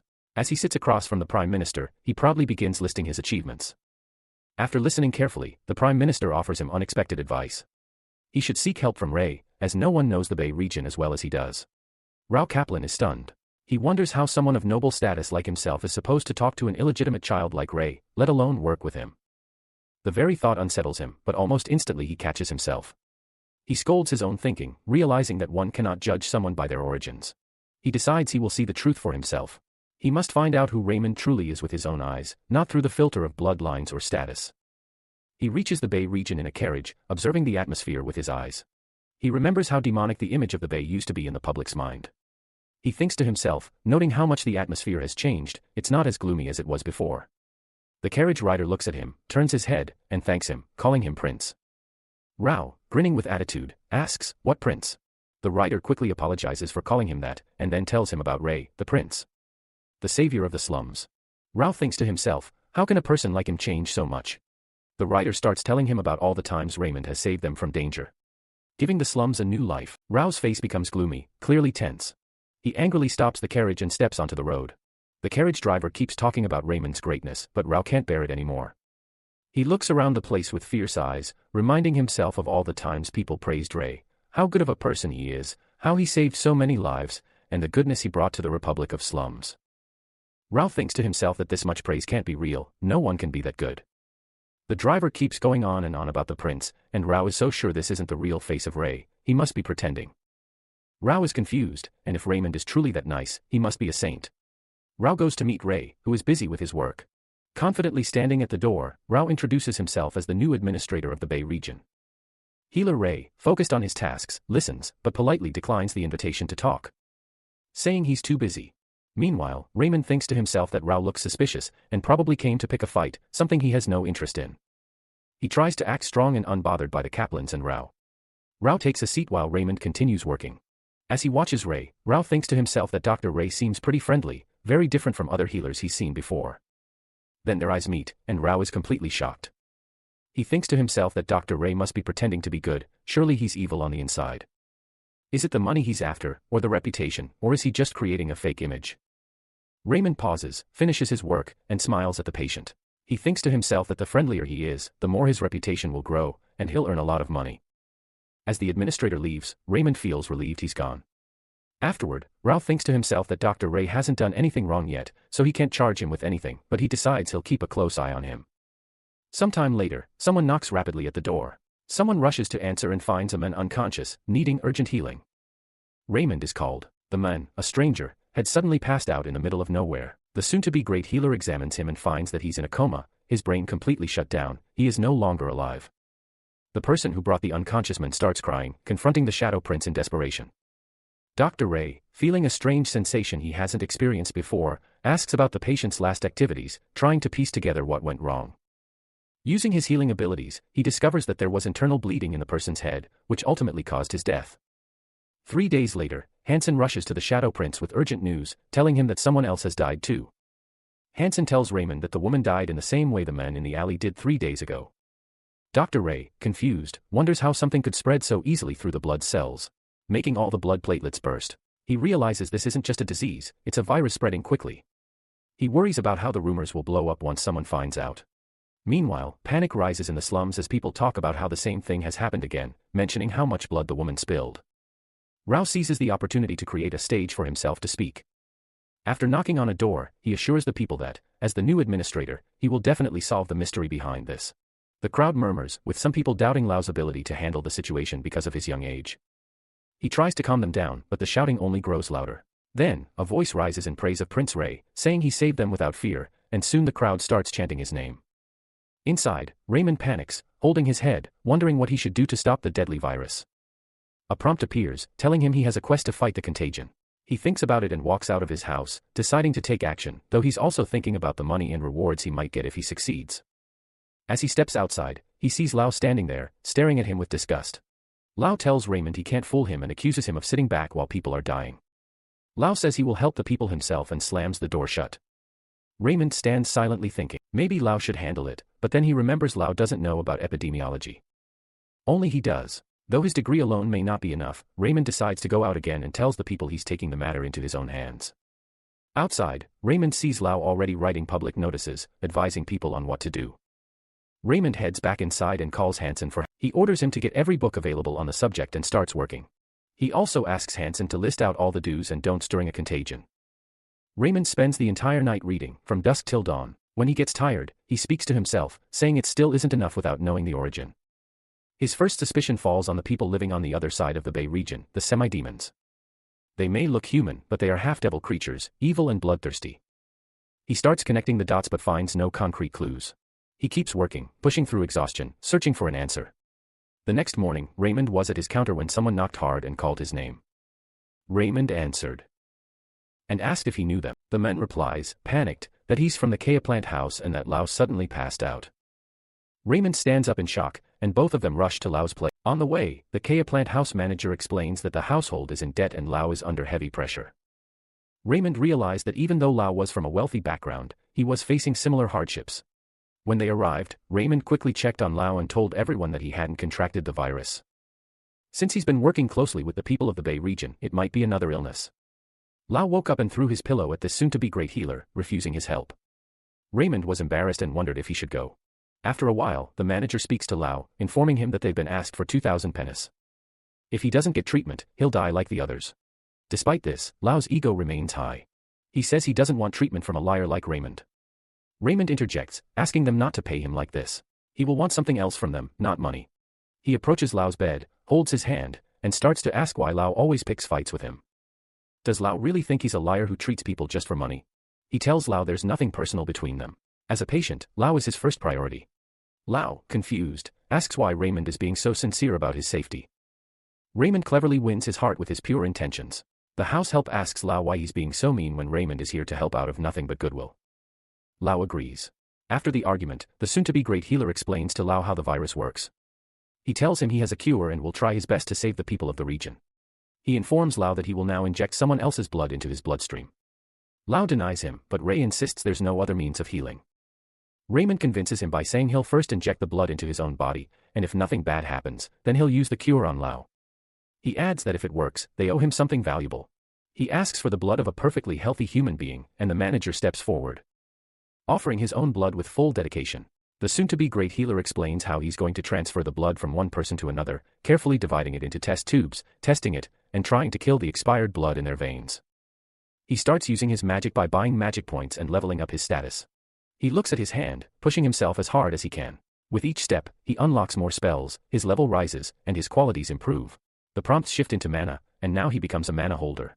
His mana holder pace increases, and he feels himself being enlightened by the study of mana. He locates his mana vein, not even sure what's happening to him, as his blood vessels throb with the buildup of mana, and his blood begins to change. His abilities and senses grow sharper. He tries to locate the mana vessel in his blood, feeling the tension building. He uses his mana points to understand how the mana ratio works and realizes it has increased. His body feels like it's overflowing with power. He uses his wind magic spell and thinks to himself that even the lowest level of drained mana could wipe out everything, so he starts focusing on small areas. Slowly, he gains control of the magic. He successfully separates the blood into 3 parts: the white blood cells, the plasma, and the pure red blood. He smiles at the result, feeling proud of his success. Now he can cure Lao with it. Without wasting time, he picks up the blood and heads straight to him. After some days, they both talk about how fast Lao has recovered and how there's no more danger to his life. Raymond grins inwardly, thinking to himself, time for the reward. Lao thanks Ray, bowing to him, and Dr. Ray teases him, asking if he could be a little louder since he can barely hear him. Lao, clearly annoyed, repeats it again. Later on, Lao asked Raymond what kind of reward he wanted. Without even cracking a smile, Raymond replied that he just wanted Lao to treat him like a superior, especially since Lao disliked him so much before. That was all he asked for. Lao glared at this soon-to-be great healer, annoyed, wondering if this was what Raymond truly desired. Before Lao could speak, Raymond interrupted, stating that he was just a healer, and healers don't expect payment from their patients. With the purest look in his eyes, Raymond stares at Lao. Lao begins to wonder, is he really this nice? Is he some kind of saint? Meanwhile, the novice healer is thinking, yes, just like this, I'll lure Lao my way and climb my way up. My reputation will grow with the support of chiefs like Lao. His innocent eyes deceive Lao again, who now thinks, he can't be this nice. He must be pretending just to use people. Watching him, Hansen asks if he really doesn't want anything in return for saving Lao. Lao finally believes that there's no one kinder than Raymond as a healer. He bows again and apologizes for all the times he picked on him. The other Ray, smirking in his head, thinks, got him. His levels are rising fast, and he can already feel he's about to hit the next stage in medical history. After some days, with Lao's name backing him, the great healer and his team are able to help all the people in the Bay region. The deaths finally stop. They begin the blood transfusions, and just like that, Raymond's healing powers grow. And so does his reputation. Meanwhile, the cult that created the disease gathers in secret, furious over their failure to spread the virus. This was supposed to be the end of Ray, but now he's using one of the ancient techniques again. Cloaked in robes, they chant around a crystal ball, cursing the great healer and saying he should be dead by now, debating whether it's time to get rid of him for good. Back in Houston, the great healer and Lau are cleaning and preparing a place for more patients when Raymond starts thinking about how the disease spreads. He pondered where the illness came from, realizing it wiped out blood platelets fast. Then it clicked that rats must be the cause. They're known carriers of plague-like diseases, but there are no rats in Houston. Rats are only found in Milkia, and the pastime plague started there. He asks Lau where he was when he first got sick. Lau mentions seeing a rat with white and black stripes on its back.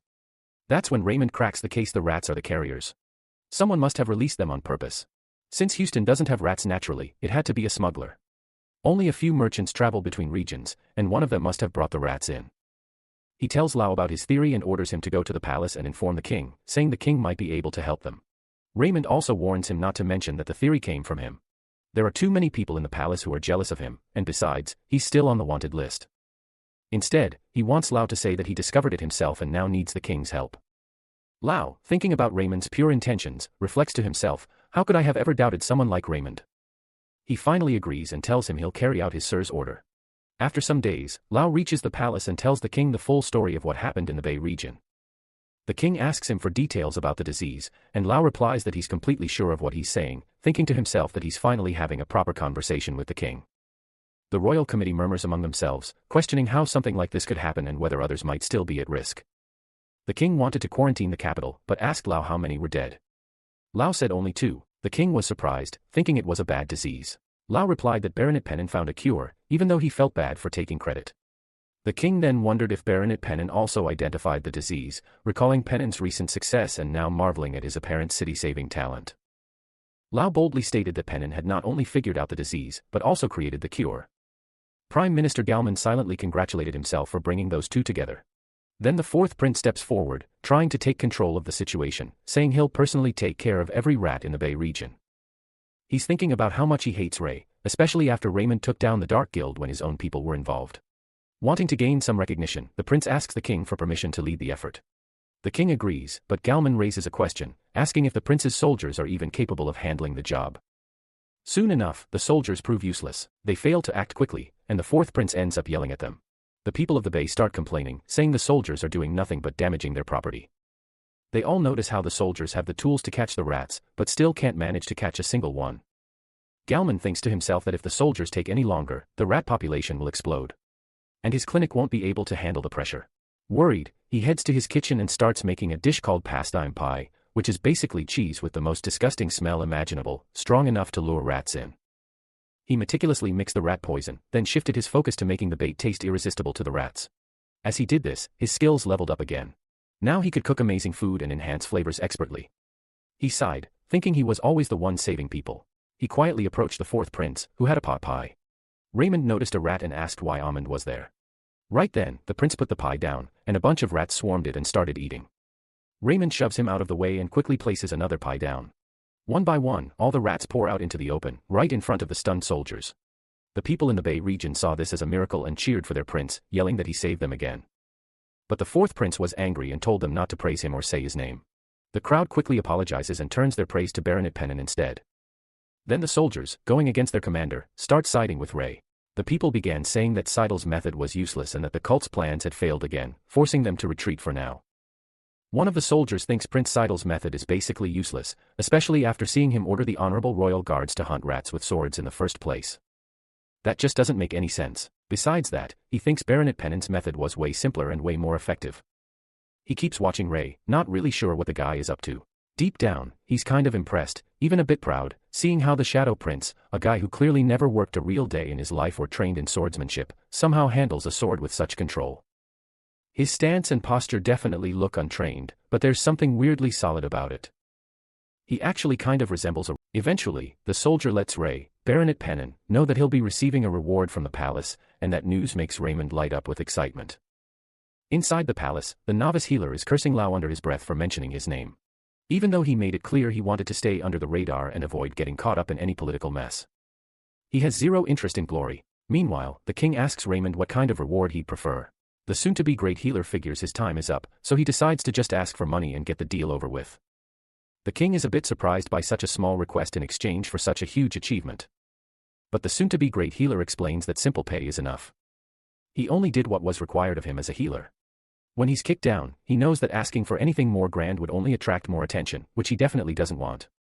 The money will be enough to pay off his debts, especially since his last so-called reward only added to them when he had to help these people. The old hag is stunned that a jerk like him would make such a humble decision and wonders if maybe his royal bloodline has something to do with it. The king ends up granting Raymond's request, rewarding him just as he asked. Garmin, watching all of this, sees Ray as a selfless healer who chose the simplest reward possible. Then, Garmin steps in, telling the king that money isn't enough, and suggests they give Raymond the legendary Staff of Light. That definitely catches Raymond off guard, to think they'd actually give him something as high-ranking as the Staff of Light. The Staff of Light is a healing relic that dates back 100 years, once used by the great ex-healer Alex. It's not just a tool, it's a symbol of a healer's pride, something so grand it's usually passed down as a family heirloom. It's the kind of reward worthy of someone who stopped a deadly virus from overtaking the capital. The king fully agrees with the idea. Dr. Ray, on the other hand, has mixed feelings. With his terrible healing grade, he wonders if he even deserves it. Still, the king also awards him 10,000 pina, which makes Raymond happy. It's not enough to wipe out all his debts, but it's a good chunk that makes him feel a lot lighter. Right then, he checks his quest rewards and sees he's reached level 40. Just as he's processing all that, the king suddenly asks if he has anything more to discuss, which throws Raymond off a bit. Both the king and Garmin still don't understand how a virus from Mictlan almost managed to spread in VE. Raymond realizes the king is thinking the exact same thing he is. Raymond decides it's time to lay everything out and step back from the mess, so he comes clean and admits he suspects someone intentionally spread the virus in the capital. He debunks Garmin's theory about the merchants being behind it and leaves the conspiracy stuff to the people in power while he focuses on making a fortune healing people. But then the king hits him with a sharp question, as if he already knows Raymond has a specific person in mind. Raymond thinks it has to be someone who would have gained big time if the whole plan had succeeded. With the capital nearly thrown into chaos, he believes the king is thinking the same way, that the real culprit is someone who stood to benefit the most. Not to mention, this person might have a serious influence, or be clever enough to pull off the stunt of secretly transporting a virus from far away without getting caught. The king takes all of this into account, and then, in a calm but clear voice, tells Raymond that Baronet Pennant's efforts are worthy of his gratitude on behalf of Houston. Raymond's eyes go wide, shocked to receive the greatest honor of all. Gratitude from the... He bows deeply, thanking him, and it's the first time he's ever received gratitude from his father. Afterwards, Raymond can't figure out why he's feeling so emotional. He tells himself not to take it this deep. Still, he makes a solid plan to set aside 500 pina for some juicy beef. For curing the unidentified contagion, his quest reward unlocks, giving him 20 skill points and bumping his level up to 40. From this point on, he's officially a senior resident, with boosts to his surgery skill and general medicine level, and he also unlocks the internal medicine skill. When asked, the king found Raymond's thoughts reasonable, which made Garmin start to realize that Dr. Ray's abilities might not be limited to just healing. He had thought Raymond's ideas about reforming Vey were good, but now, after everything, Garmin sees Ray as more knowledgeable than most decent bureaucrats. What surprises him more is the growing thought that maybe the king sees Ray highly too, not just as a subject, but as a son. When asked, Garmin replies that only one place has the vicious power to send a virus and cause chaos in the kingdom. Just thinking about it sends chills down his spine, and that's the kingdom of Droughton. The hostile state of Houston. The war has been going on for 100 years now, which makes them the obvious suspect, especially after the assassination attempt on the king. The king decides to keep this intel restricted until there's more solid evidence. Meanwhile, at Maple Infirmary in Rim Quarter, rumors are spreading like wildfire about how the Shadow Prince managed to defeat the plague across the capital. No one can believe the same guy who spent 5 years messing around in Bell End Infirmary is the one who pulled this off and even got awarded the Staff of Light.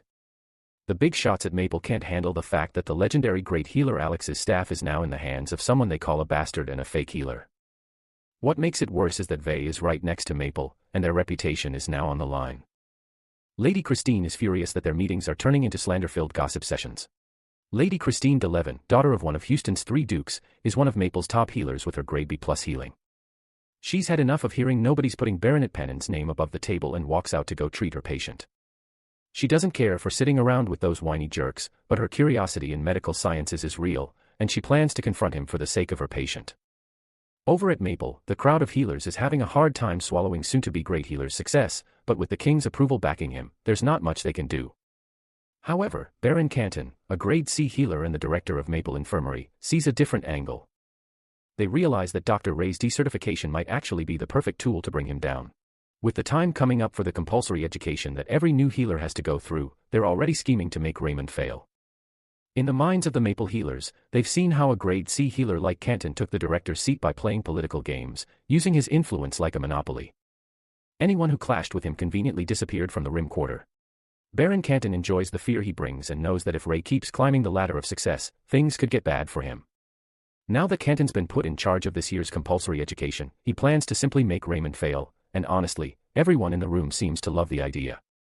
At Ray's infirmary in Vey, Lau spots him receiving a notice for the compulsory education test meant for new healers. The guy really has no choice but to attend since everyone under grade B is required to take it. Hansen bursts in like a flash, warning Raymond not to go. He says he talked to someone from Maple Infirmary and found out they're scheming to make Ray fail. That's all Lau needs to hear to get fired up, pretty sure that Baron Canton is pulling the strings.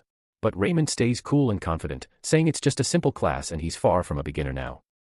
His calm attitude lifts both Lau and Hansen's spirits, too. After all, the guy is a level 40 senior resident with 110 experience points, 225 skill points, and a mana of 7. Not to mention the lad's got a wide range of academic skills under his belt, including surgery at grade C, internal medicine at grade D, general medicine at grade B, beginner medicine at grade B, herbology at grade S, pathology at grade A, and alchemy at grade D. Leveling up to senior residency has boosted his growth rate in both knowledge and surgical skills, along with his academic progress. The surgeon's experience is a valuable perk that adds +3 every time he performs surgery. The more knowledge he gains, the more his stats rise. With his level of precision and experience, grade C and D healers don't stand a chance. That's why he's feeling confident about standing out among the lower grade healers. His win is almost guaranteed. The Shadow Prince makes it clear that he's aiming for the top score. Just then, his next quest loads up, and it's titled, Acing the Mandatory Test.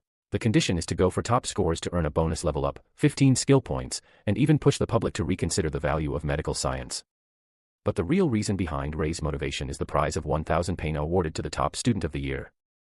Lau and Hansen can't handle how the Shadow Prince suddenly lights up, all fired up by the thought of buying meat.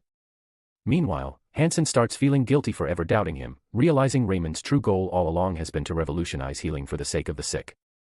Now he's fired up too. Lau, on the other hand, believes Raymond is aiming to break those stubborn old healers and their outdated beliefs. Moreover, Lau admits he used to suspect Raymond of being a greedy bastard, but now he's seriously wondering if Raymond's actually chasing money or something else. That comment stings Raymond a little, but before he can say anything, Lau shakes his hand to apologize for thinking he was materialistic. From that moment on, they both label Raymond as the most honorable man in the world. Dr. Ray, completely clueless about the emotional drama unfolding, is just thinking about how good the meat will taste once he gets the prize money. Hansen, fully convinced our doc's going to win, even plans to order early. And since Ray's always been too generous, he invites Lau to join the upcoming feast. Knowing Lau's measly pay wouldn't let him enjoy a decent meal otherwise. With that, his two supportive lads wish him all the best. Later on, at Houston Kingdom's Royal Academy in the St. Alex Assembly Hall, Baron Canton steps up to welcome everyone as the teacher for this year's compulsory education. Standing before a crowd of excellent healers, Baron Canton can't wait to drag Raymond's name through the mud, pointing him out as the one person who doesn't belong. Whispers and rumors start flying, branding Raymond as some scandalous, fraudulent scum. Canton even jokes around with his buddies about there being a rat among them, clearly taking shots at Baron Pennon, also known as Raymond. Canton's about to explode from rage at this crusty old man, but Ray, with his steel of heart skill, stays completely unfazed. The ridicule bounces off him like nothing, and he coolly activates his facing the boar's skill. With a rush of confidence, he finally breaks the awkward silence, calmly telling Canton that it's fine, but it sounds like the man's just imagining things. The soon-to-be great healer explains that, as a fellow healer with a broad mindset, he can understand a lot of things, but he's genuinely surprised to see a man of Baron Canton's reputation caught up in delusions. He even expresses concern for Canton's health, suggesting it might be the early signs of dementia, and that one stings hard. Baron Canton quickly brushes it off and tells everyone to take their seats and enjoy the company. Then a blonde from Maple, Linden, offers Hansen a seat, but the bullies yank Linden back and sneer that seats are only for real healers, not dirty rats of witchcraft. Linden gets shamed in front of everyone, but Ray steps in and flashes his badge of honor, reminding them that a true healer shows respect in front of St. Alex's badge. Suddenly, Linden loudly congratulates Ray, drawing everyone's attention. Hansen wastes no time and calls out the jerks, saying they're the real rats here, slandering others instead of acting like proper healers. Baron Canton quickly shuts down the ruckus by announcing the rules for the first test. He emphasizes that healing power is the most important skill and makes up 50% of the total score. Anyone scoring under 60 must give up their license on the spot. He also makes it clear that a grade F means total failure. Canton clearly believes Ray must have pulled strings to get the king's support, but that won't help him here. If Ray can't pass the healing power test, failure is inevitable. Meanwhile, the great healer and Hansen are quietly trying to figure out their next move. That's when Ray speaks up and asks if there are any bonus points for healers whose healing grade went up.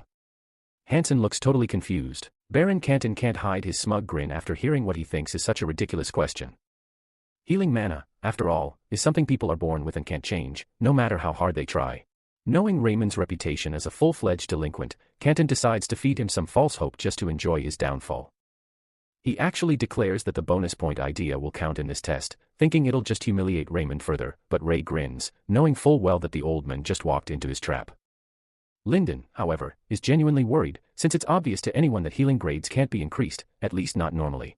The lad is totally confused by Raymond's calm attitude. Baron Canton continues testing everyone until it's Lyndon's turn, and he ends up getting a grade D. Then comes Raymond's turn. Canton calls out for Baronet Pennant to show his healing powers, and Dr. Ray confidently raises his hand. Canton can't help but smile mischievously, thinking this will be the moment Raymond embarrasses himself. Still, the Shadow Prince makes sure to confirm that the bonus points are officially on the table, and Canton mocks him, saying it's irrelevant since he won't score high anyway. Lyndon, who's still concerned about Ray, starts to feel something strange just by looking at his hands. Canton repeats that no one can raise their grade just by trying harder. Normally, Raymond's luck would land him a random grade like anyone else, but this time. He activates his mana, unlocking the fourth mana storage center called Mana Vein. This triggers the Mana Flux skill, which transfers blood and energy into the upper chi center known as Mana Channel, the middle one called Mana Heart, and the lower one known as Mana Hole. It turns out he got this skill after awakening the Mana Vein, something no one expected. Because of this, Raymond can now use his mana for more than just casting spells. Thankfully, his mana stats have grown from 1 to 7.5. It might not sound like a huge leap, but even small, steady progress can make a big difference, just like how single drops of water can eventually soak the floor. So, by sending every bit of his mana into his mana channel, the flow of energy becomes impossible to ignore. The crowd is drawn to it, and Baron Canton is absolutely stunned when he sees grade C healing powers. He's completely speechless. Meanwhile, the senior resident is bouncing with joy on the inside for getting grade C. Of course, it's basically unheard of for someone to develop healing abilities like this, since it's supposed to be innate, coming from the upper chi centers. He obviously can't go around saying he has a 7.5 mana stat that lines up with grade C, but flooding all his mana outward definitely gave off that impression. The Baron's mind is blown, witnessing what looks like a straight-up miracle. Dr. Ray, with a smug smile, casually credits his hard work caring for patients. Even though healing is usually seen as a talent you're born with, Baronet Pennant somehow managed to push beyond that and actually improve it. Lyndon was born a grade D healer, which meant there were limits to how much he could help people, but he imagines breaking through those limitations. Later on, Ray, the Baronet Pennant, receives the highest score in the compulsory education at St. Alex Royal Academy. Because of his dedication to studying hard, he received the highest scores. Coming up are the writing exam, knowledge of the human body, treatment debates, and herbology, all subjects he had already mastered even before the medical science miracle happened to him. He knows he's still lacking in pure healing power, so he puts an extra effort to make up for it. But when it comes to medical knowledge, Northwest One even comes close. Plus, his intelligence stat recently shot up to 23, which helps him make better use of everything he's learned. Baron Canton is clearly not handling any of this well and can't hide the disgust on his face, but Ray still shines like a diamond. The other healers are completely stunned, jaws practically hitting the floor as they watch Ray get the top scores. Most of them are convinced something must be off. Right there on stage, Ray flashes a big grin like a happy-go-lucky goat and teases the others, asking if they're working hard and losing sleep yet. He even throws in a jab, hoping they're not just planning to settle for being a bunch of C-ranks. Up next, the Baron pulls in a cart, knowing Raymond's on the verge of becoming the top scorer, and he's already lost his chance to disqualify him. Healer Ray and Hansen are now shining in a whole new light, and Baron Canton just can't stand it. This fussy jerk still has an ace up his sleeve, planning to give Raymond an injury he can never heal. Without wasting time, he announces the final practical exam. When he yanks the cloth off the cart, everyone loses their minds at the sight of an orc monster. Hansen's freaking out like a headless chicken. Baron explains that the orc has harmed a lot of people, but for today, he's their patient. He assures them that the orc has been given plenty of anesthetic herbs, so no one's in danger. With a mischievous grin, he commands them to heal the wound on the orc's body. Since Raymond is first, Baron had already decided to inflict a wound impossible for him to heal. Without hesitation, he stabs the orc, making all the healers flinch. That move wakes the beast, and the Baron starts shaking like a leaf under its towering shadow. To make things worse, the orc's leash comes loose, and it's just about to go wild, swinging a punch that nearly smashes the Baron's face in.